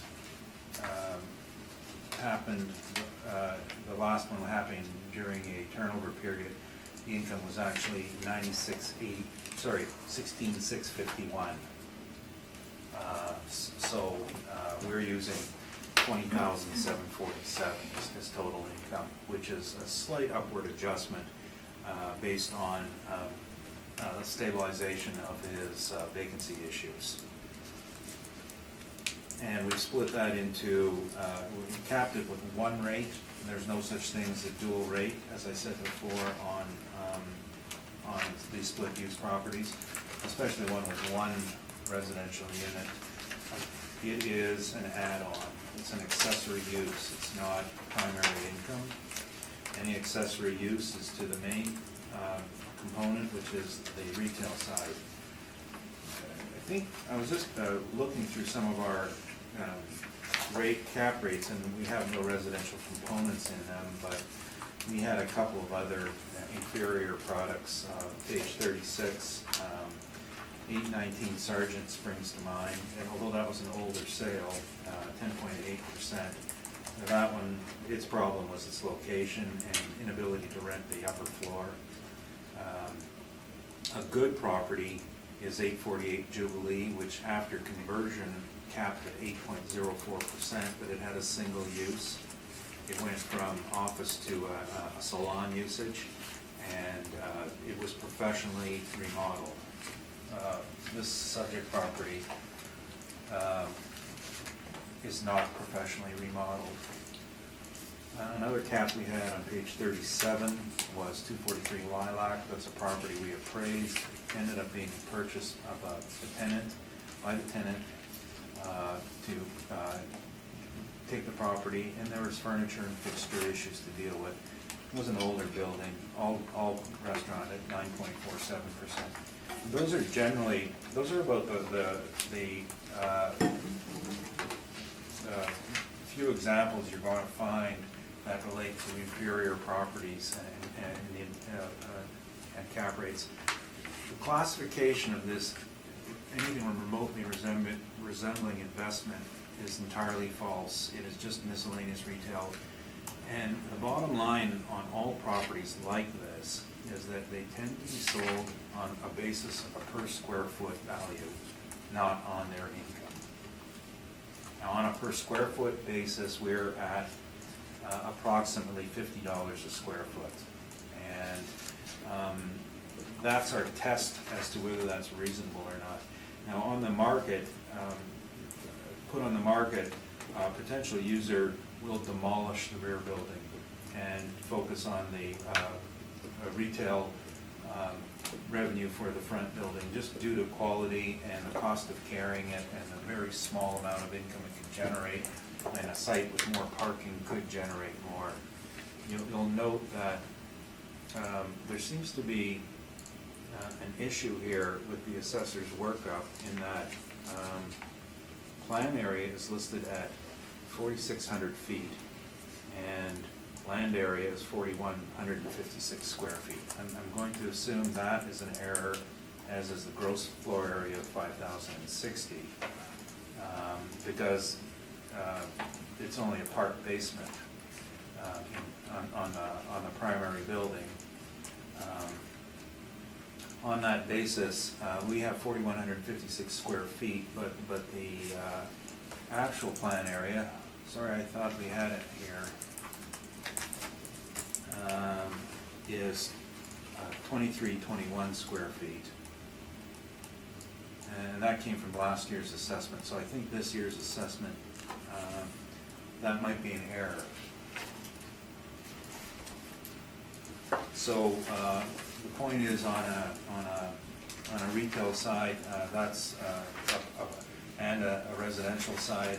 The residential requires 1.4 stalls. The retail side requires 3 stalls. So it's 5 stalls are required for code.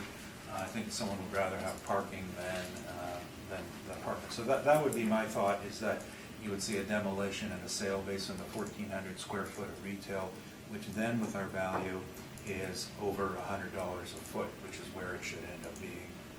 That's my presentation. Thank you. Questions? Okay. Oh, sorry, I made a mistake here. Sorry. I said $50 a square foot. I was totally wrong. It's $97 a foot, and that's right in where it should be, at $100 a foot, even without considering any unusable pieces. That's the whole floor area. Okay, thank you. Mr. Whitbread? Nothing. Thank you. Mr. Zimmer? No questions. So you spoke about basic construction. Yes. So can you speak to the overall condition? The condition, it has a fair amount of deferred maintenance. Some of the items have been replaced over time, such as the front door has been replaced with an aluminum door, and the siding at the front has been put on the building, and a stucco coat put on the outside. The interior is, I've got a picture on page 5 of the interior, and this was the last tenant, but it has the original post and beam showing, and then a very old suspended ceiling. The rear portion, the residential portion, is fairly basic 1940s, 50s style construction with little to no upgrades. The back, page 7, shows it from the rear, and that door has been replaced. That's a case door from 80s or 90s. I think that's the only change I noted in there, is that the doors have been redone at one time. Is there currently a retail operation in this premise? I believe that there is a new tenant in there, and as shown on page 2, and I can't read the name of it. I haven't spoken to Hal about this particular site this year. He sent us his returns, and there was income generating, so yes, I believe so. Okay. Is the basement actually a basement on this property, or is it a dugout? I believe it's a converted dugout, so when city water and sewer came to parts of our city at different times, excavated and to allow for the services to enter, so it was added. Okay. Quick question. Picture at the bottom of page 2, is this the current, I'll say state?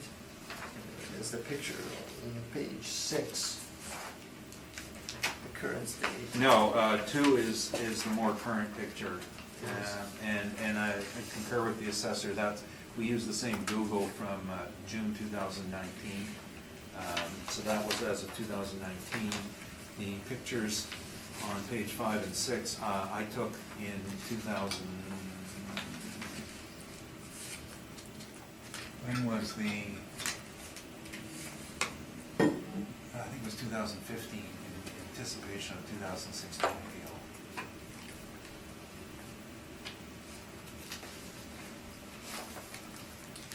Any questions? Okay, and I don't have any further questions.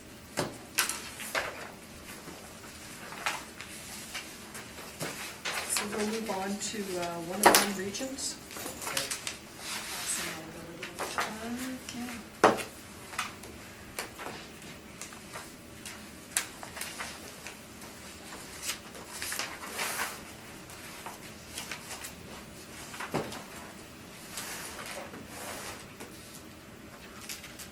Okay. We've got 2 roll years here. Okay. Oh, are you guys ready? Sorry, just, Okay. so we've got 2 roll years, class and liability. Just on one of them. Which one's class and liability? The 2020, Yeah. so file number 4771. Was that a class and liability challenge? I was just doing an assessed No, value. no, we just checked it off, we're not pursuing. Oh, okay. Because I just did an assessed value brief, not for class and liability. No, there was some concern as it was new construction. Oh, okay. And, yeah, it's fine. So you're not pursuing that, No, Mr. Nichols? no, we can withdraw or Okay. confirm it as you, whatever you want. Okay. Michelle has a form for you to fill in.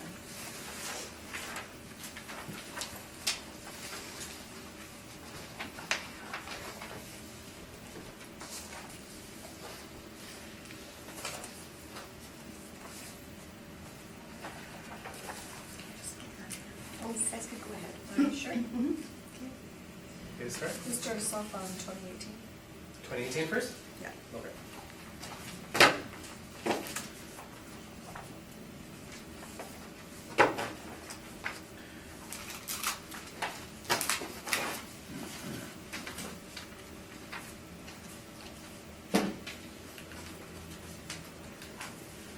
Okay, so I was brought up to date on this file, and I think it has a couple, this property has a little bit of history, so I'll do the best I can to explain it based on the knowledge that I was provided in regards to the property.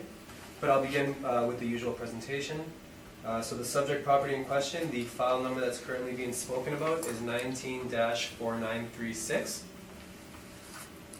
The roll number is 0900-038-5000.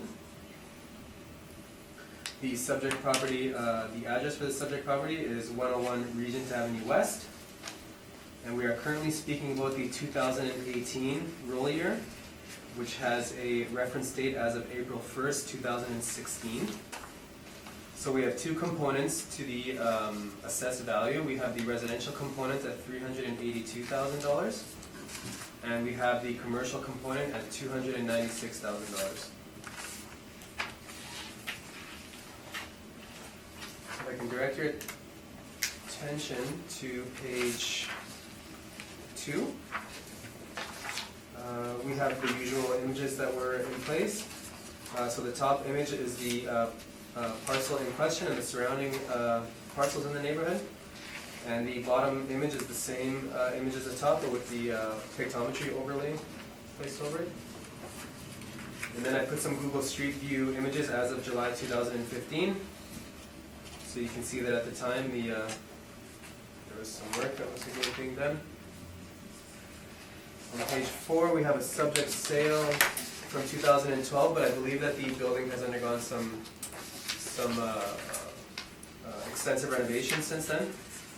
So I'm not even sure that this would really have any relevance, but for what it's worth, it sold for $170,000. I included some market data as of the reference date, so they all should be relevant to the reference date. And the income stream for this one, we had a residential component, so we had 2,314 square feet at $18.94 a square foot.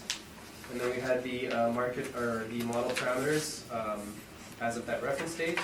So at the time we had a 4% vacancy loss, a 7% expenses that was being applied, $7.50 shortfall per square foot, which gave us an operating income of $38,435, which we capitalized at 6.5%, which gave us a market value of $296,000. Then we have the apartment stream on the following page, on page 7. So we have 3 suites at $892.71 per suite, per unit. And then we follow the parameters on there, and we have a market value of $382,000. So if we look on the summary, on the evaluation summary on page 8, we have the restaurant component, or the commercial component, as stream 1, and then stream 2 we have the residential component, or the apartment stream. And we combine those, we have a estimated market value after some adjustments of $678,000. The following pages are, one of them is on the cap rates, as of the reference date there, April 1st, 2016. We have some municipal assessment excerpts, and then we have the mailer for the 2015 income and expense mailer. And I would like to add, that's my presentation, and I would also, sorry, that's not my presentation yet, I would like to add that the value that we are seeking for 2018 is matching a 2019 recommendation. And this is the value that we used for 2019, and we are simply seeking confirmation of value on this one.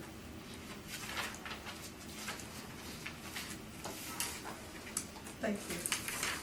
And I do have the board order. I didn't bring copies, but this was the board order that we followed, which was accepted, and the value was accepted for 2019. So we're just seeking a confirmation for 2018 as well. Thank you. Mr. Newfield?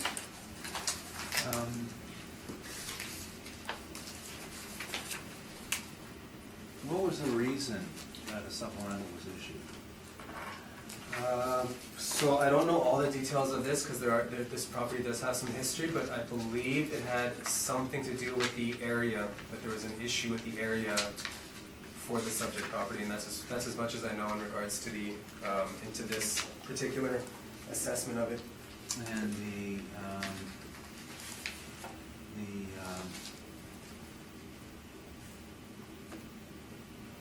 so the supplemental reflected a decrease in the commercial area then? I want to say it did. Again, I didn't work on the file back in 2018, so I'm not aware of all the details of the property. Okay. So I'm just looking for that order here.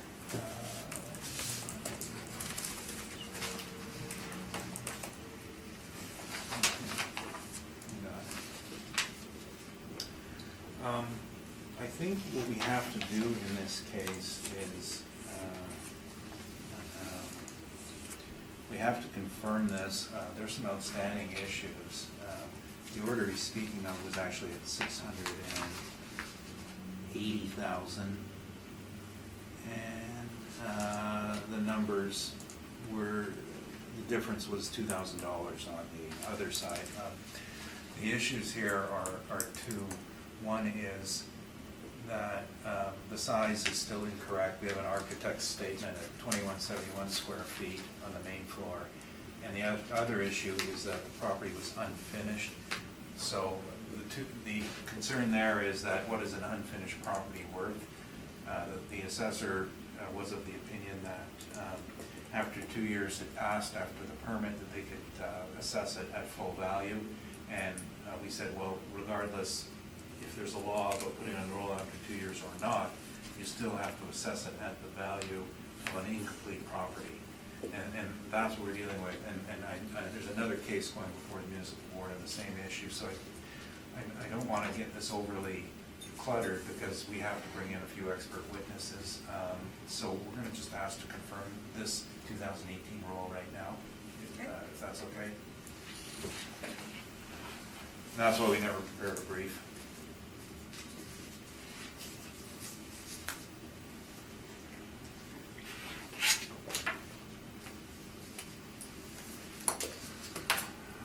I'm just gonna ask, can you enter that board order, please? Of course I can, yeah. As, evidence? I would just need to, if it's okay with the secretary, to make copies if she's, Sure, because I only brought one copy. that's I fine. didn't know how this was gonna go. I understand that this building does have history, so, Well, I don't know if he wants that copy. It has history and I've I don't got, have that, I printed it from our Oh, file okay, system, so okay. you can just make for the board and Great. if Rocky wants, but I think he no, says the I, same one. yeah, just let me double check. But Yeah, I'm pretty sure it's, Wait, sorry, what's your order number?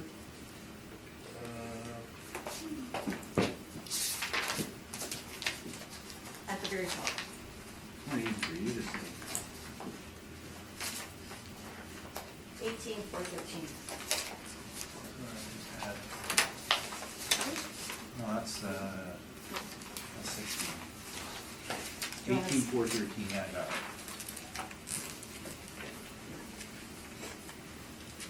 And to make, if you want to speed matters up, it'd be the same issue with the next one, so you're going to make a recommendation, we're going to accept the recommendation, and I'll seek direction from the client. Okay, we'll just proceed then. But just saving some reading time. I'll just get right up to the property description and jump into it. Yep.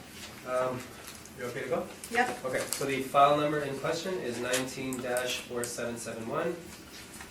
The roll number is 0900-038-5000.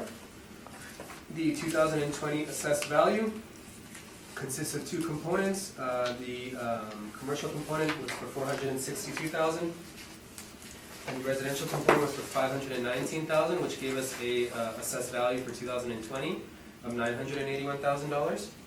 And I do have a recommendation to make on this one.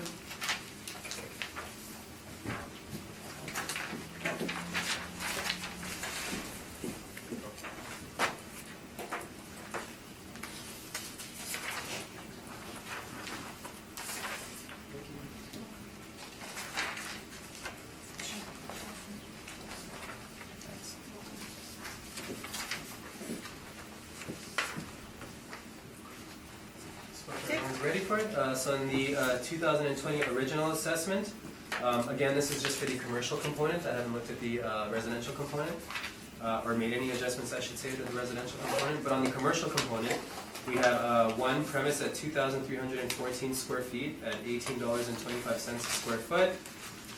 Previously, we had a 12% vacancy that was already in place. So that was being applied to that had carried forward and is continually being applied to the model's parameters. We had a $6.50 shortfall per square foot, 2% other expense, which gave us a net operating income of $34,615, which was then capitalized at 7.5%, which gave us a commercial indicated market value of $462,000. And so the adjustment that I made was based on vacancy. After consultation with some colleagues and looking at the mailer and looking to see if there was any tenants in place, it was decided that a vacancy allowance could be allowed on the property. So we still have the same 2,314 square feet at $18.25 a square foot. But if you look at the vacancy allowance, it's gone up from 12% to 25%, as the building requires the vacancy allowance on it. $6.50 shortfall, 2% expenses, which brings us a net operating income of $27,279, which was then capitalized at 7.5% to give us the new recommended market value of $364,000. And if you look at the very top, underneath the adjustment based on vacancy, you'll see that the total market value is $364,000 revised for the commercial stream. Plus $519,000, which was for the residential component, which gave us a market value of $883,000.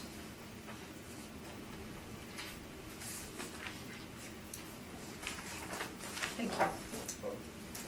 Mr. Newfeld? Yes, we said we'll just accept the recommendation, I have to get direction.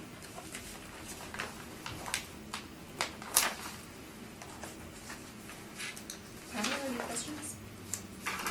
Specifically going to that 25%, what made you go to that 25%? So when we have 100% vacancy and it lasts for longer than I think it's 2 cycles, we're allowed to make an adjustment to reflect the chronic vacancy of the building. So I just, Two cycles, excuse me, 2 cycles. from my understanding of it, so I could be wrong on that, but that was the guidance that I was told, is any building that has 2 cycles worth of vacancy, that you can increase the vacancy as appropriate. So in this scenario, because it was 100% vacant, we can only go up to 25% as part of our, No, question, I Parameters, so. know what 25% is. Yeah, that's I our just max. didn't know what your Yeah. criteria for weights. Okay. yeah. Thank you. Mr. Simon? You said this change was specific to the commercial component. Just to the commercial component, just, yeah. So the adjustment was made to there, and then residential was kept the same. So the residential side, do you know if there was income? I'm not really aware of that. I think on the mailer, there may be some Okay. income listed, but again, I was taking, my focus was just on the commercial component, as that seems to be where I could perhaps Right. look at some adjustments to be made. Sorry, and I just wanted to be made clear, this is a brand new building, so was there a scrape involved? Because somebody said reno, and I'm, Yeah, so this is a complicated building. I don't think it's a brand new building. I think that from my understanding and the information that I've looked at, which again, it was just for the appeal cycle, so there might be a lot of components that I'm not aware of. But from my understanding of it, apparently it was the building maintained the foundation and had built on top of the foundation. I don't know why, beyond that question, that's up to the property owner to speak to, but that's just my understanding of the characteristics of this particular building. okay.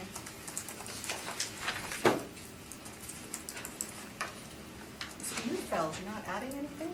No. The line low for a while. Okay. I already got agitated once. You would, we're gonna move on to 1050, Dean? We're gonna ask that to be concurrent. Okay, if you'd like to read in the roll number?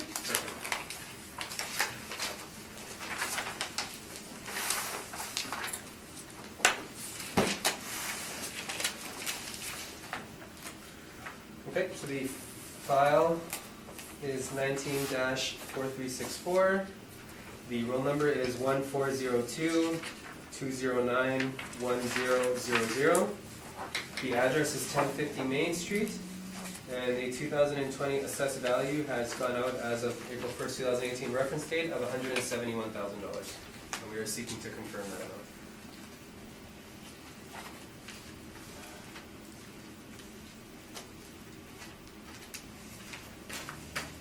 And as previously stated, you're asking for a confirmation? No, we're seeking confirmation. You're seeking. Oh, okay. I'm seeking confirmation. They're seeking confirmation. Yes. Okay. Thank you. Panel, any questions? No?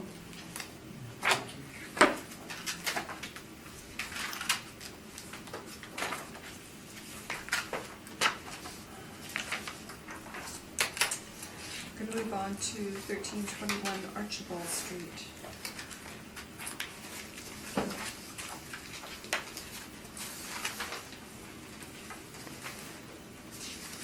So the file number for the subject property in question is 19-4420. The roll number is 0602-284-8300. The address is 1321 Archibald Street.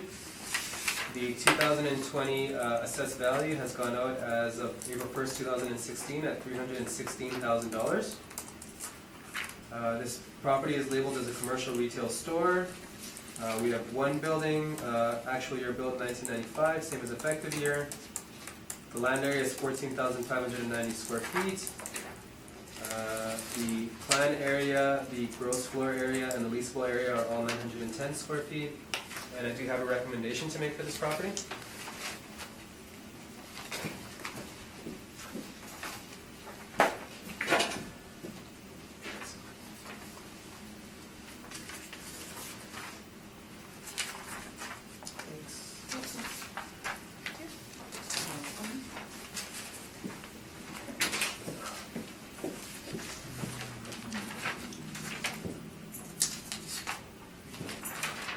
So if we take a look at the original valuation stream, we had 910 square feet at $26.46 a square foot. We had included the model parameters of 6% for vacancy, $6.50 for shortfall, 2% other for expenses, which gave us a net operating income of $21,826. which was then capitalized at 6.9%, which gave us our indicated market value of $316,000.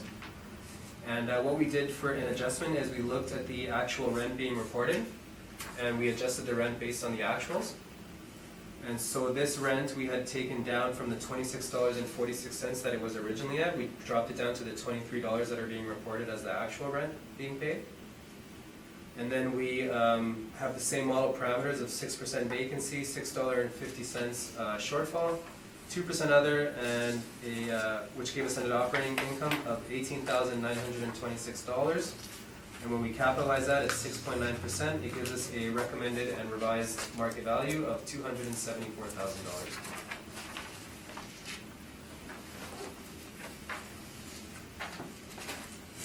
Yes, we will accept the recommendation. Thank you.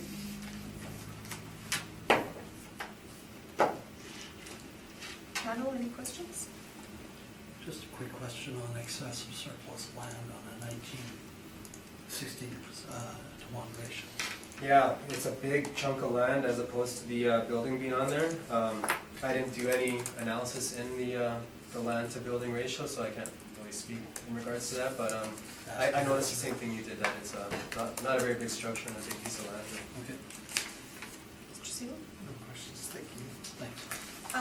Sorry, I just have a general question, because on this property, you've looked at actual as opposed to model. And I know you are fairly new, but why is that not done more often? Well, assessment, from my understanding of it, because we work on a mass appraisal approach, sometimes it's not efficient to look at every single net operating income reported, and sometimes there's a lot of questions in regards to the income and expense mailer data that we get, just in regards to if it's owner occupied, and there's sometimes just questions in regards to the data. So I believe that this approach is taken so we can do a mass appraisal as legislated every 2 years. We need a system in place to be able to appraise many properties in a little amount of time. And then when it comes time to review, if we've over-assessed a property or if there's issues with the assessment of the property, that's when we can take a chance to take a look and see if there's any adjustments on that. That can be done.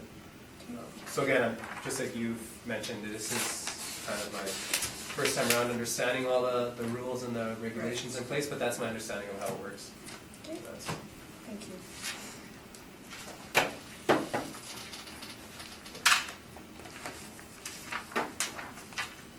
We'll move on to 467 Sargent Avenue. Okay. Well, while you're reading through it, can you just give me your recommendation brief so I, I'm gonna save some time for some of that's okay. And then I'll let you. You want to hand it out to everyone? Well, I'll hand it over. Since you're standing there? Am I breaking any union rules here? No. Okay. Not that Yeah, I mean, he was there, right? Well, this is a first. You gonna give me a coffee now? Sure, why not?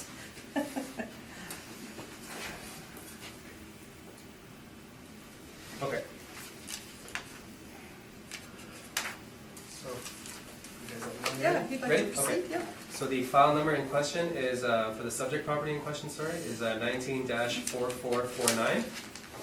The roll number is 1305-211-3000. The address is 467 Sargent Avenue. The 2020 assessed value as of April 1st, 2018 was $336,000. And I do have a recommendation to make on this property. And I know you guys all have your rec forms already, so when you're ready, let me know.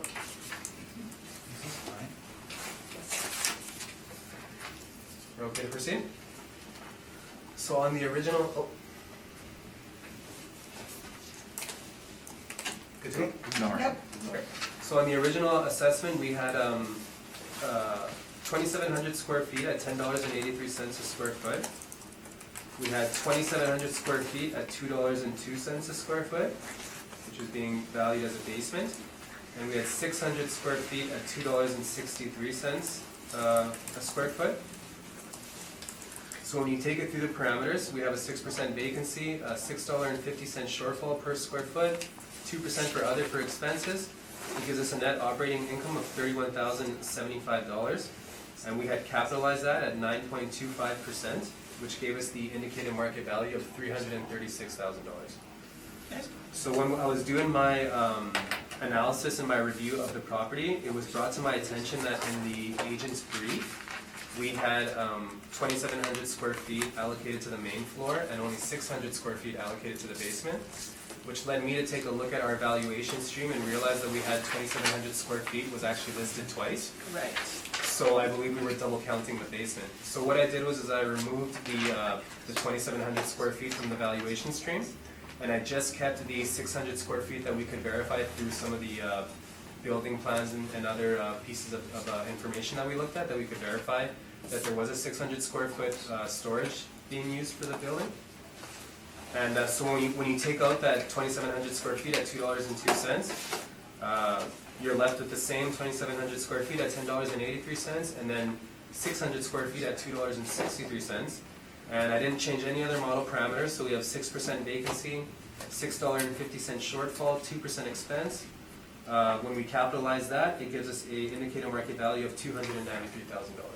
All right, So thank that's you. what I'm going to offer as a recommendation. The only question I have, has this permanently been changed now on the 2,700 feet? It will be once we proceed forward from the, Okay, once we because move forward. sometimes from it the- happens and then next Yeah. year we come back and it's I know. all there. We had that discussion, but. So we are accepting the recommendation. You know, we do, and thank you very much for fixing that problem. This is I admire this guy so much, because I went in there once and I didn't have any money on me, and he offered to buy me lunch, and I felt like, I don't know, that's kind of strange. Yeah. Okay. He's a good man for the community. Okay. I've got to say something positive about people like this.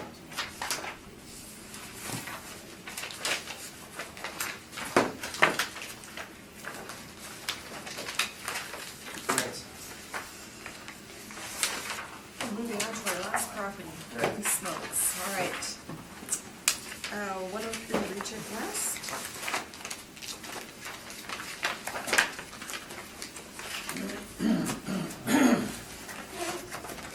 Rob, you want to hand these out again?